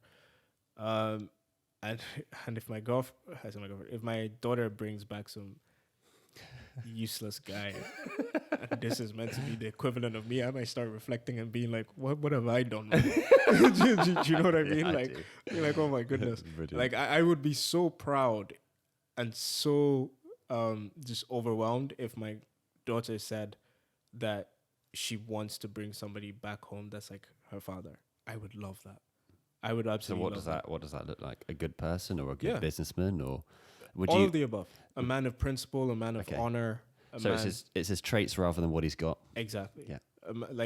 I personally, that's down to her. If she wants to marry a multi-billionaire or she doesn't mind, I don't particularly care. Of course, I want to make sure that you have the mentality and are secure enough to take care of my daughter, for sure. Yeah. But that's take care of her in life. Yeah. It doesn't necessarily mean can you buy her a yacht. Yeah. I don't care about that. So of course, if you have your life in order as a man, and you're a man of honor and principle, I'm fine. Yeah. How different do you reckon you'll be in raising a son, if you have a son, to how your parents raised you? This is something I'm really interested in because I analyse the way my parents raised me, and I've got so many things I would do the same. Yeah. And then there's things I'd be like, I'd change that probably. So have you ever watched... No offense, Mum or Dad. Have you ever watched The Godfather? Yes. All three? Yes. Okay. So The Godfather is my favorite movie of all time. And I'm obsessed with mafia movies as well. And the reason why I'm actually obsessed with mafia movies is because of the sense of community, the sense of responsibility, the sense of honor, and just the way that they carry about. Loyalty. Yeah, exactly. I'm not advocating going to go kill people or any of that. No, I'm not saying that. But there's certain ways that they carry themselves that I do respect. And whenever I watch The Godfather, sometimes I do say to myself, damn, I kind of wish I had that same relationship. Um, I've always been obsessed with having that sort of father-son bond in a way where, you know, I can look in my son's eyes and he has the respect there, but he also knows that I'm going to be there to support him no matter what the case may be, but he's not going to have it easy. Or certainly he's not going to have it as easy as his sisters will have it. And that's just because I know that growing up, that's just the reality of the world. It is not easy for a guy. For a guy, it is kill or be killed. That's literally it. It's kill or be killed. You have to. We were born and raised as hunters, centuries and centuries on. If you want to argue it with yourself. Don't argue it with me. But just look back at history. We were raised as hunters. We need to provide for our family. So for me, it's like my son needs to understand that just because you may come from an affluent background does not mean that you can do whatever the heck you want to do. I've met a lot of people, I've encountered a lot of people who they have come from extremely privileged backgrounds, and quite frankly, these are guys where the way they speak to women, the way they speak to other people, you can always tell a lot when you go to a restaurant with somebody and the way they treat the waiters. You can always tell a lot about somebody from situations like that. Agreed. And when people start to be demeaning and act like they have some sort of superior complex, to me, I always say to myself, you are the type of man that I would never want my son to be. Never. Wow. So for me, I then start asking myself the question, well, what has happened in your life that has led to this? Because I need to learn from that so that I can make sure that my son doesn't take that away. And a lot of the times it's just because you're a kid that's been given every single thing that you want.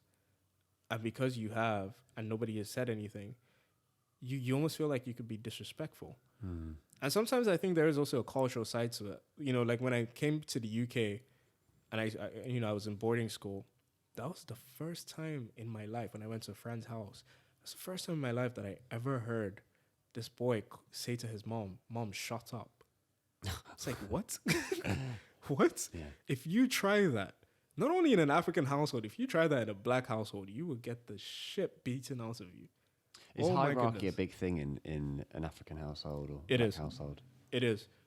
Sometimes unfairly. And what I mean by unfairly is you're seeing... I don't want to speak too much into it because I'm not as informed, but you're seeing a lot of African women today complain about their relationships and how they felt in their relationships. And I think a lot of empathy has to be shown to that. And I think the reason why that might be the case is because of a superiority complex that the men go through. And I think that superiority complex also stems from the harshness in the realities of life living down there. And so... you know, you have this weird power struggle. And so you feel like, well, because my boss takes it out on me, in this hierarchy, I'm above you, so I can take it out off of you. And because you're my wife and you're not going anywhere, hey ho. You know what I mean?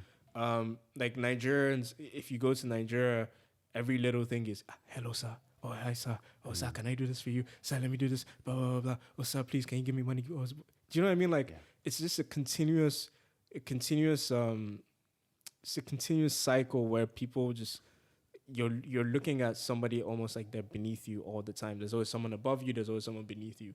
And then the people who are beneath you, you treat them in a certain way. The people who are above you, you treat them in a certain way. And the most constant variable in that whole dynamic is finance, to be honest with you. And that's what creates that whole weird power dynamic, right?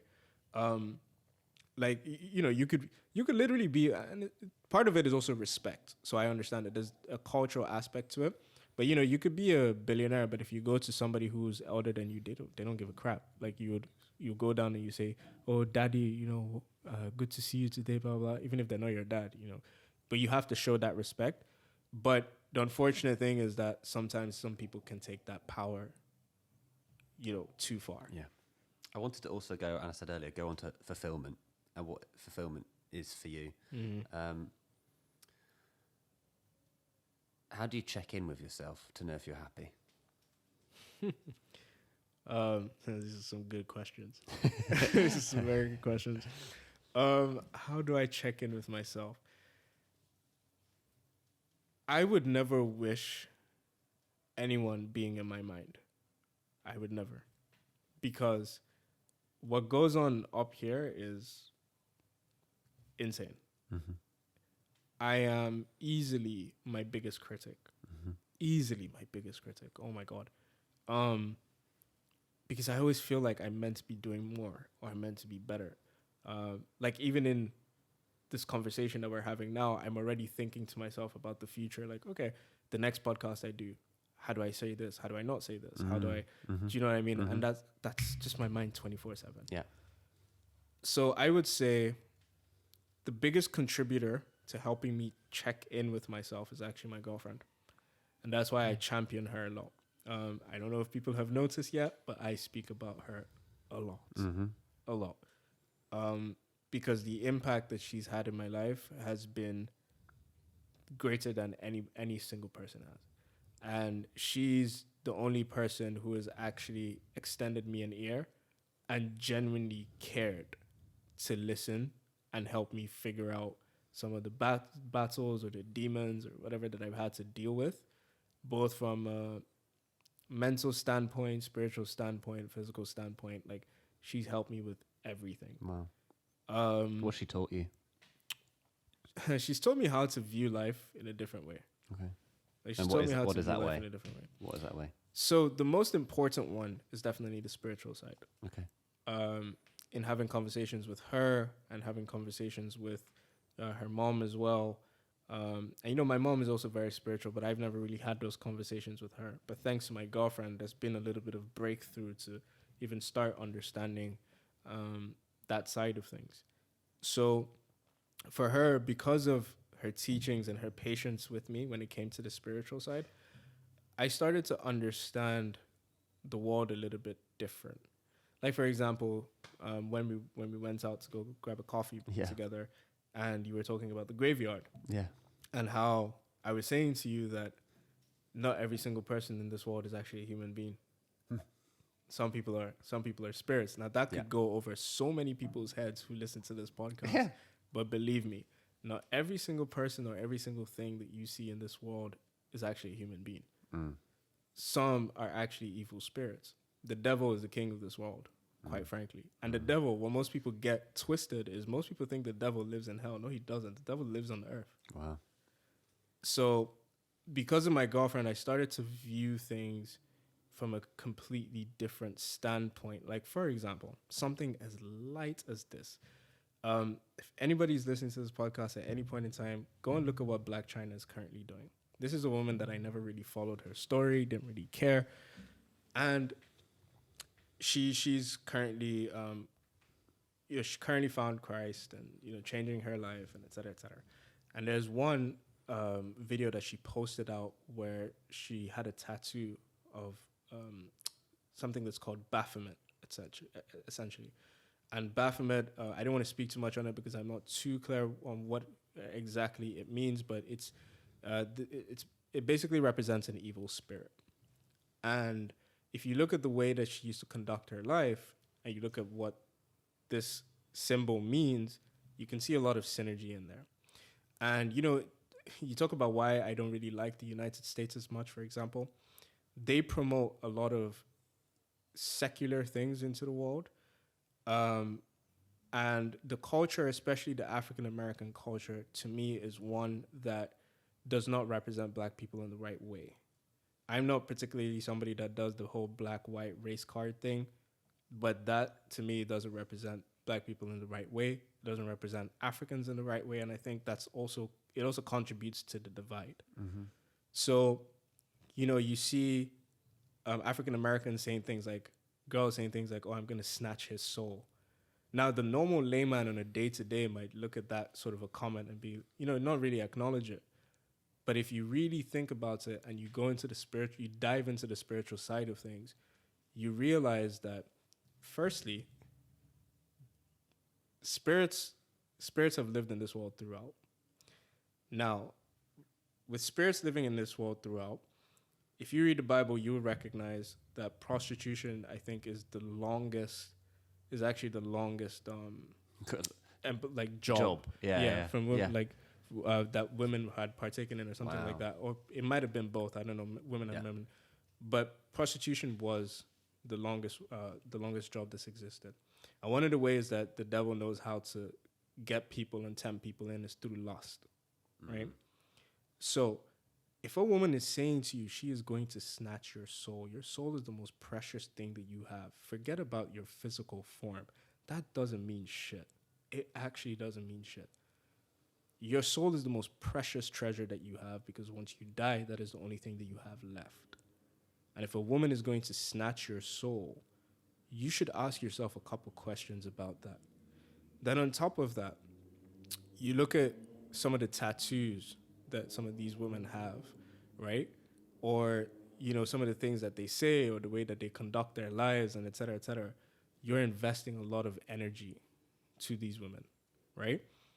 And in doing so, you are allowing I tend to look at the spirit almost like a vessel, like a funnel in a way, and your soul is what eats that up.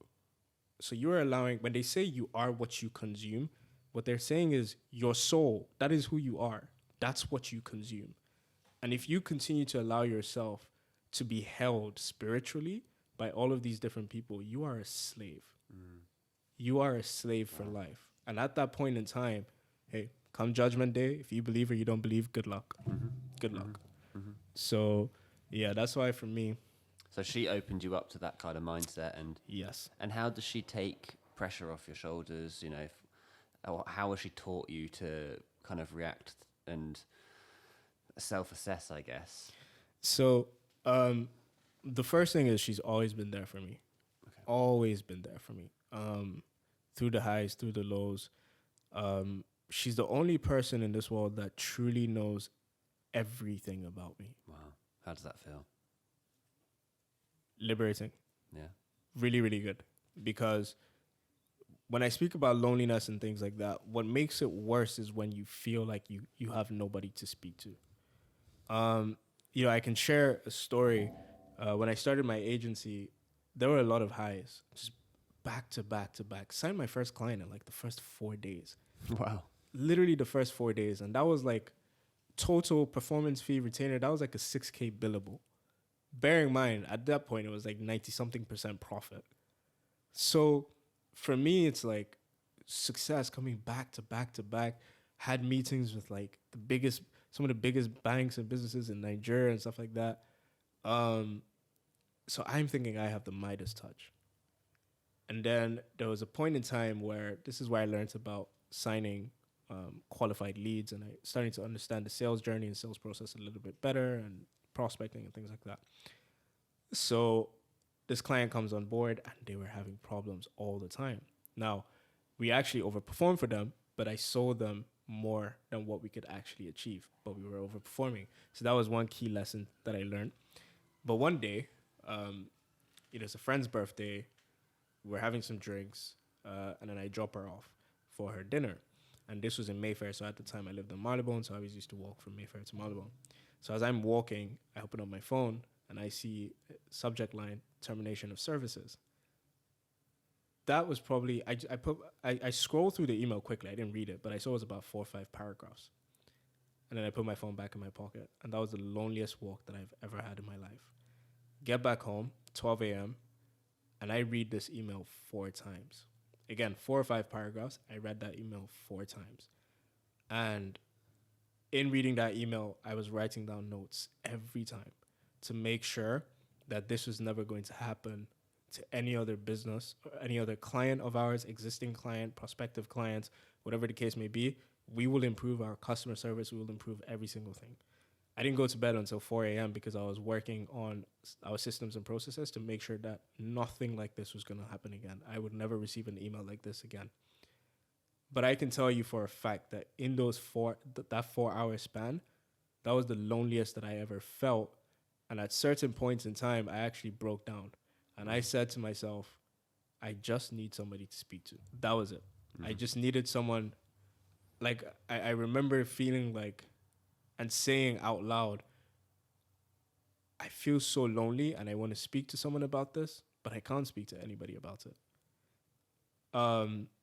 So being able to speak to my girlfriend about things that nobody in this world knows about me, and some of my friends would be so shocked, so shocked if they knew some of the things that my girlfriend knew. Wow. What's really interesting is that there's a narrative going around at the moment, and it's coming from people like Andrew Tate and other people, saying that a man needs to be this big macho thing. He needs to show no vulnerability to his other half. He needs to be this person who is just a stoic being who absorbs all his pressures. If he wants to talk, he talks to his brothers, his men who are there for him to be vulnerable, but his woman can't see the weakness. How do you respond to that? Instinctively, I wanted to say that's bullshit. Mm-hmm. However, I definitely think that there are elements to it which are true. Okay. Because I can also personally say that from my own experience, what you need to realize as a man is whatever you do share with your partner, women are more in tune to their feelings and their emotions than men are. So as a man, I could say something to you logically and that doesn't shape or change your opinion about me in any way, shape, or form.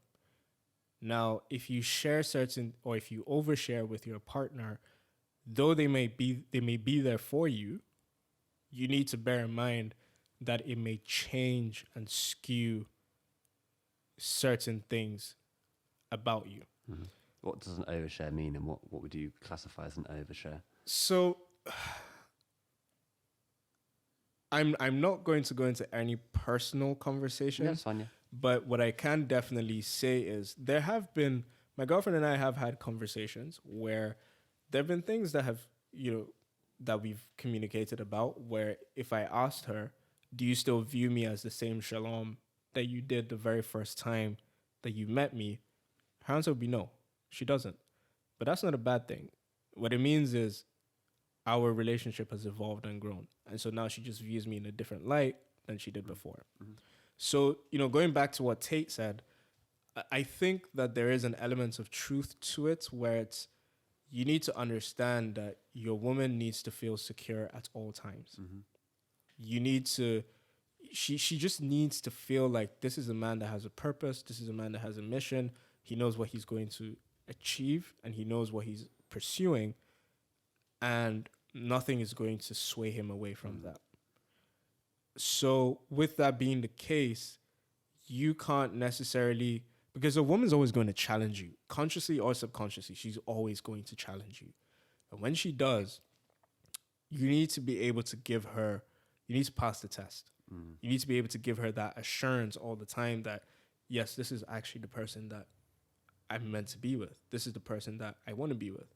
And so sometimes when you may overshare certain things, it may be a chink in the armor. And though she may be there for you, she may start to view you slightly differently, and that could make her question her own feelings and emotions and perspective about you.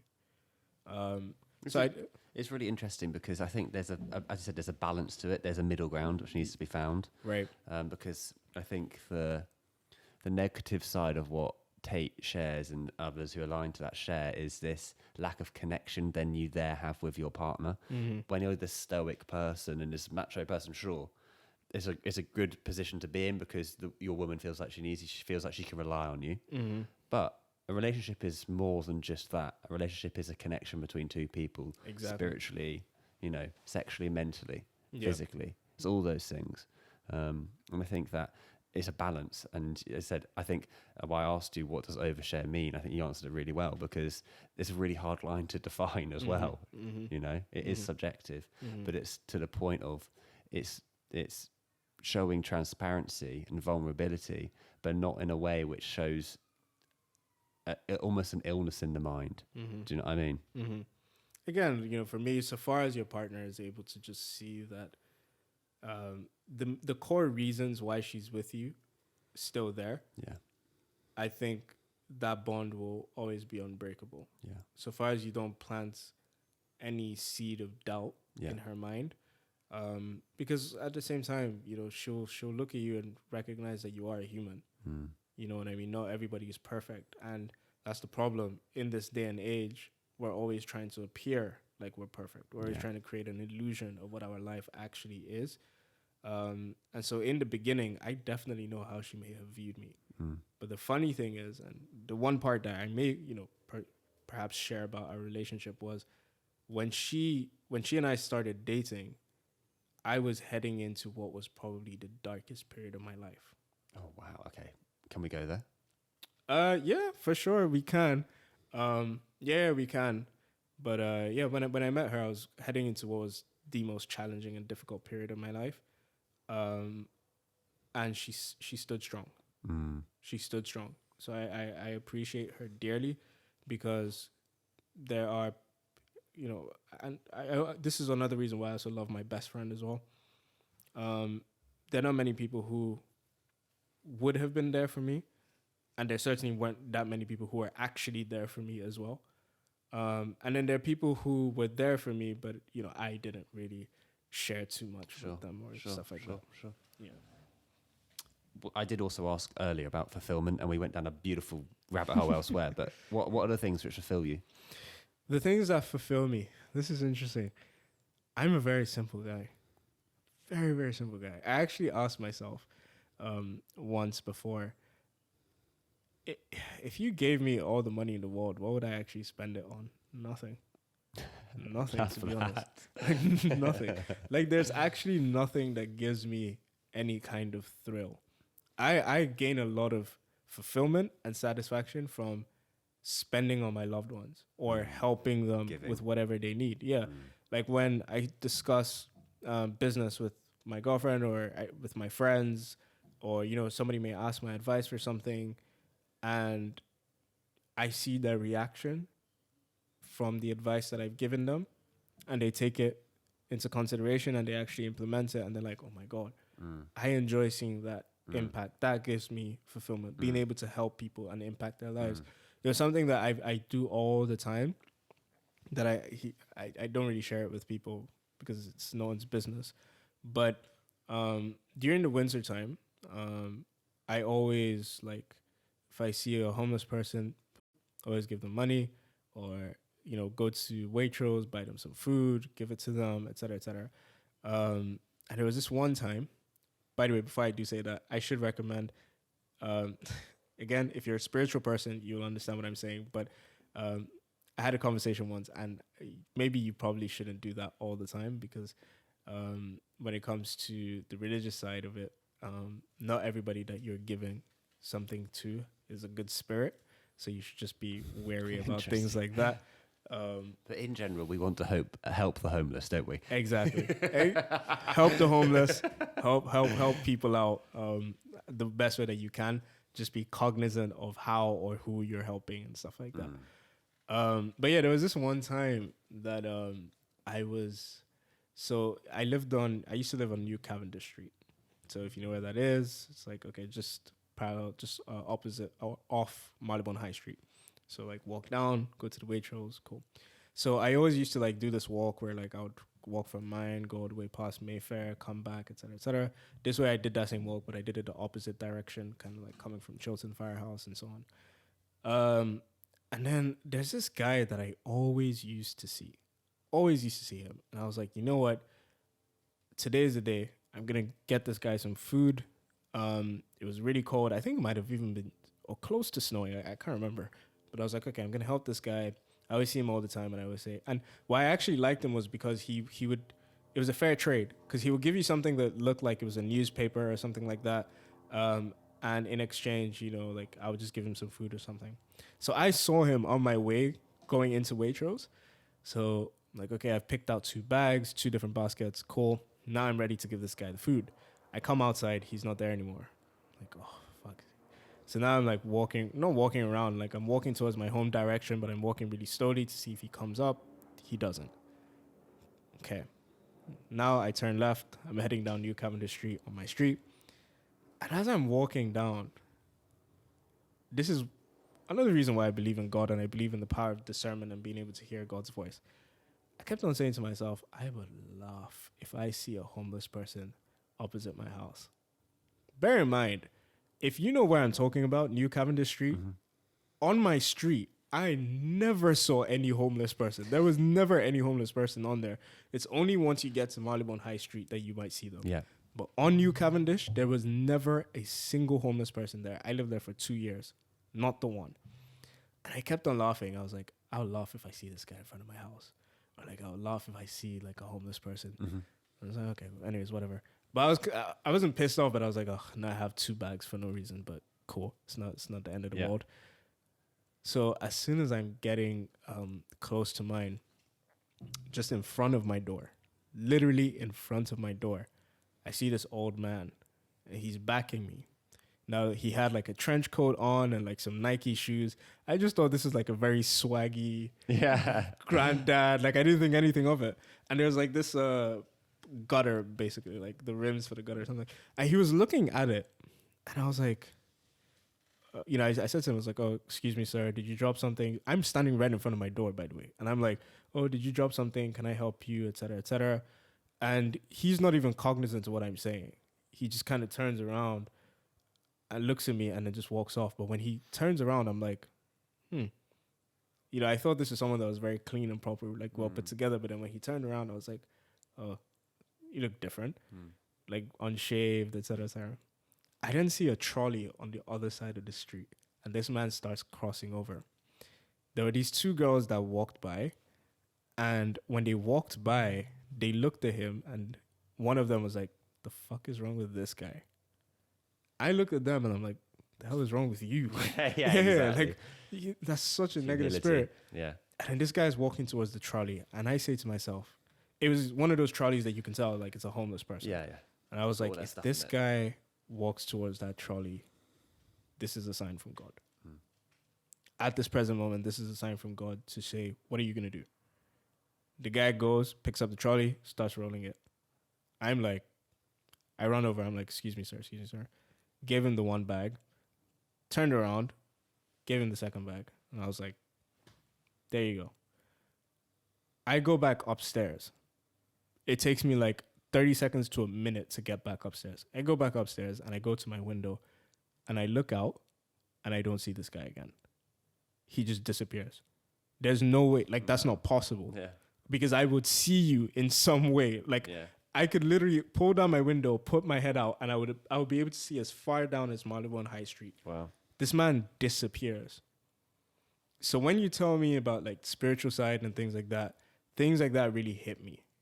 So fulfillment for me is like, I just want to be able to give back to people in whatever capacity that I possibly can. Yeah. Because I know that God is also continuously testing me, but I also know how it feels when I give to people. So I don't care about, I don't gain much satisfaction from having the latest gear, the latest cars, having a Ferrari Pista, I couldn't care less. Don't get me wrong, like I want to have my comfy home and that's pretty much about it, and have my island and that's it. Don't forget the island. Honestly, the island is a must. But aside from those 2 things, my home, my island, so far as I'm with my family, I'm with my girlfriend, I'm with my dog, I'm with my children.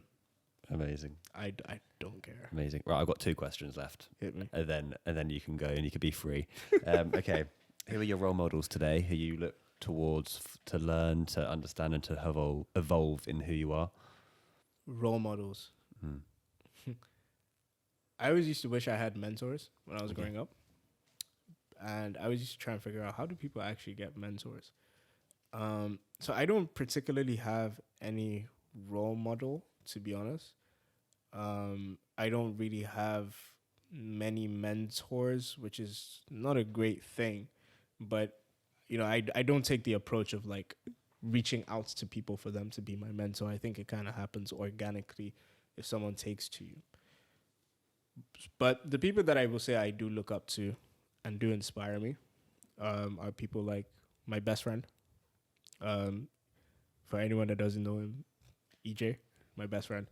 I look up to him a lot because I've seen the struggle. He and I went through that imperial struggle together, and I've seen his struggle, and how he's pushed himself in his career, and how he's been very steadfast and focused on knowing what he wanted to achieve, and seeing him accomplish those goals, but yet still seeing how giving he is, how present he is all the time, how much, he takes on and things like that. Like, he takes a lot on his shoulders. I have a lot of respect for him. A lot of respect for him. And also because he's been there for me through everything. And if I'm honest with you, I have friends who have been there for me through a lot. I'll be very, very honest with you. I have friends who have been there for me for a lot. But he's the one friend that has been there for me through every single thing.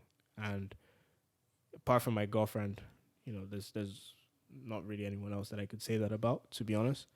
A soul sibling. Yeah, exactly. So, and he's incredibly supportive, always gives me feedback, always stretches out a hand for me, always goes beyond what he actually needs to for me. So yeah, he's definitely someone that I do look up to. My mom, for sure. My mom and my dad, I look up to them. And then, just other people in industry, I would say people like Michael Jordan, for sure. That documentary, The Last Dance, is just to understand the mindset of a winner.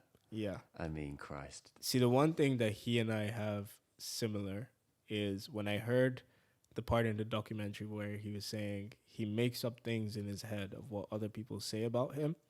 I do that a lot. Really? I do it a lot because it helps to motivate you more. Yeah. Wow. Like, I don't care if it's true. In what part of life do you do that in then? Is that in the business or is that in just life in general? Yeah, life in general and business as well. Like, in my mind, I have this, there's this one friend of mine, right? So the way we grew up when I was in Port Harcourt was, it's very uncommon to be an African child that's an only child. Very, very uncommon. And in the city that I grew up in, or that I was born in, Port Harcourt, everyone kind of knew everyone. And there's one of my friends where, with their mom, right? With their mom, I'm going to put it this way so that nobody can really guess who it is. And for everyone that's listening, especially you guys, no, it's not the person that you guys are probably thinking about, because that mom, I love her. But there's this one friend of mine where their mom, in my mind, for some weird reason, I always used to feel like this woman looked at me like I would be a disappointment. Okay. I don't know where I got it from. Wow. I think it's very far-fetched. Wow. I think I don't even have any good reason for it. I think maybe, there was one day that I might have seen her and she just looked at me in the wrong way, and I kind of took it from there. Yeah. But I've always obsessed in my mind where I've been like, even if I see her today, I'll be lovely, I'll be nice, cordial, etc. And I don't really see her a lot. But in my mind, she feels like I'm going to be a disappointment. And to me, that then makes me feel like she thinks my mom might be a disappointment. So I planted all of these seeds in my head that could honestly be far-fetched from the truth. But because of that one look, in my mind, I'm like, I'm going to prove you wrong. I'm going to make you eat your fucking words. Do you know what I mean? And it's the same for other people as well, where it's like, there's some people where I just get the vibe that they feel like Shalom's going to be a disappointment. Shalom's not going to be able to do this. Shalom's unserious. Oh, yeah, that's the one that gets me. I always get this vibe of like, Shalom's unserious. It's like, you don't even know what I'm doing with my agency, mate. Like, let's not even get there. Push the agency aside, you don't even know what I'm doing with other things as well. I just tend to be very low-key, not really say anything, cool. But you may feel like Shalom doesn't have his life together, Shalom doesn't do this, Shalom doesn't. I make it up all in my head. All in my head. And I literally put faces to the names all the time. And I'm like, okay, I'm going to prove all of you wrong. And I'm going to make all of you eat shit. Nice. Every single one. It's not a healthy thing to do. No, it's not healthy, but it goes back to the question, what's your driver? What are you running away from or what are you running towards? Mm-hmm.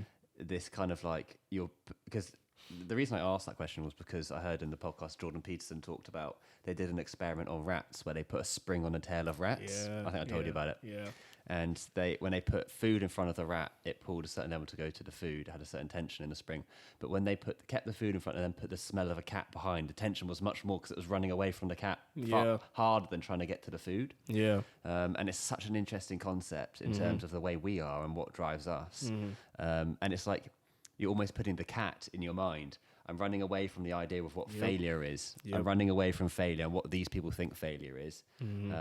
So no, it's really interesting. I agree. Really interesting. Okay, final question. Hit me. Okay, so what advice would you give someone who's hesitant to pursuing their passion, following their dreams, scared of failure, or the uncertainty of what's going to happen about their future? What's the worst that can happen? What's the worst that can happen? Literally, what is the worst that can happen? Experience. Yeah. I will add context to that.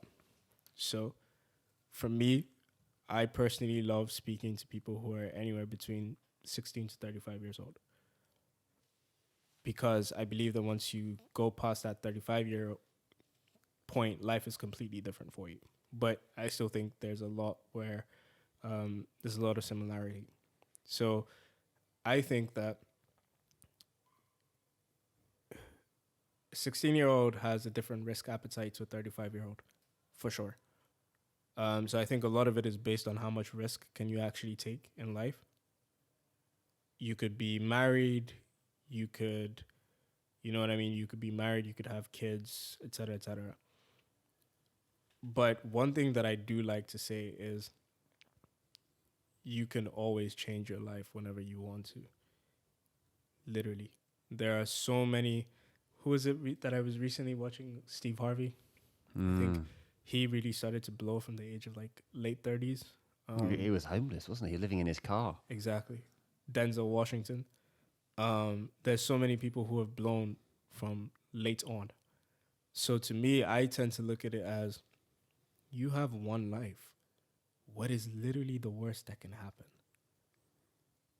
Why are you allowing your fear to be your biggest limitation? Because quite frankly, I'll put it this way. If you don't do anything, at least you know what's going to happen. Nothing. If you do something, the worst that's going to happen is you're going to learn something. So no matter what, you've made progress from point A to point B. So if you don't attempt something, you're just limiting yourself and you're limiting your life and you're not pushing yourself to the maximum that you could possibly be. And if you don't push yourself to the maximum that you could possibly be, again, like I said, if you decide, you want to live a normal, average life, that's completely fair. Like, that's completely fair. And I mean that with my heart. But if you don't want to try and achieve being the best possible version of yourself, then that means to me, you've lived an unfulfilled life. You've lived an unfulfilled life. Because God has given you the capacity to be able to do something, and you've opted not to reach that limit. What if they can't see that? I just think that's because of your circumstance, and I just think that's because of your perspective. So I feel like you've either not been given the opportunity to be able to see life from a different perspective, or you are so close-minded that you don't want to see life from a different perspective. Like I'll tell you something. The biggest mental shift that happened for me in business was when I stopped saying life is happening to me, and I realized that actually, to be honest, I make decisions for my own life. Life is literally a choice. It is very binary. You are life. Exactly. Like you're literally choosing to do A or B. And now out of A or B, external variables also come into play, and so circumstances happen. But within those new circumstances, you make fresh decisions, A or B. And if you continue to choose bad decision after bad decision after bad decision, and you are not learning, well, nothing's going to happen. But if you keep choosing good decision, bad decision, good decision, bad decision, you're making progress, no matter what. Even if you make good decision, and you end up nowhere, right? No matter what, that's just based off timing, that's based off external variables, that's based off, a concoction of different things. But naturally, you are making progress, and that's the most important thing. That's why I said you need to fall in love with the process, not the end goal. because you asked me, what does fulfillment look like to me? I can promise you that even if I was what 6-year-old Shalom wanted to be today, 27-year-old billionaire, I would still be doing business. Because quite frankly, I say, I want to be in an island and this and that. I would be bored as hell. And I will feel like I'm living an unfulfilled life. And so the real answer is fulfillment to me is giving back in some way, shape, or form, creating value, impacting other people's lives. So if you're not doing that, if you're not pushing yourself to be the best version of yourself, then whether you're triggered or you're not, I don't care. I'm just going to flat out say to you, you are wasting your life. You're wasting your life. Now, pushing yourself doesn't necessarily mean go and be businessman extraordinaire. Doesn't mean it could simply mean be the best father that you possibly can be the best mother you possibly can be.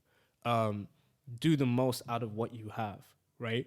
Making the best decisions for your family, helping your community, being the best teacher in the school that you're teaching in, rather than being a negative teacher, like all these stories that I hear all the time. I had an experience where I used to play for Arsenal juniors at one point in time, well, kind of. And then... Baller. kind of. Have we told Reese this? Let's not bring that up. Let's just say I had auditions.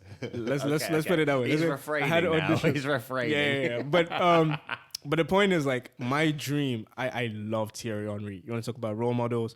Thierry Henry, that's another one. I love Thierry Henry. Love him. So for me, like, when I was growing up, I always wanted to be a footballer. It's ironic because I'm a Manchester United fan, but Henry is my favorite player of all time. And this one time I was in school, in boarding school, I say to my teacher, he used to play hockey for England and whatever, or coached for England or whatever he did. And I said to him, I was like, man, I still have my dream of wanting to be a footballer. And he flat out said to me, he's like, oh, Shalom, you have no chance of doing that. I was like, why? He was like, well, because you're too old. It's like, well, I'm only, 14, 15, 16 at the time? It's like, I'm old, but I'm not that old. Like, I still play at a very good level. Like, let's be serious here. But comments like that, to me, and I will call you out, means that you are a bad teacher. You're a bad teacher. Limiting mindset. Exactly. You are a bad teacher. You're a bad person because you shouldn't say that to people. And you should want to be the best version of yourself so that you can help other people to navigate life and be in the best positions that they can be, rather than impacting people and limiting them. Yeah. No, it's really lovely, that answer, because it links to something which I've said to a few people, and I say to myself, it's start small and build big. Yeah. That's all it is. It's small steps. It's a low-hanging fruit. Yeah. And momentum will take you once you keep taking the easy things and you keep making those small steps. Exactly. Eventually, one big step happens. You can make the small steps again, and then one big step happens. Okay, dude, that was awesome. I loved that conversation with you. I'm so grateful that you came and shared so vulnerably in so many subjects. Thanks a lot. I really appreciate that. So, Outlaw number 2. What a second podcast that was. I loved it. Thank you, sir. Take care, bro. Thank you for listening to this episode of the Valley of Outlaws podcast. If you did enjoy it, please share, like, and subscribe, and please tell all your friends about it. We are very excited for where this is going to go. We've got people to speak to and stories to tell. Thank you.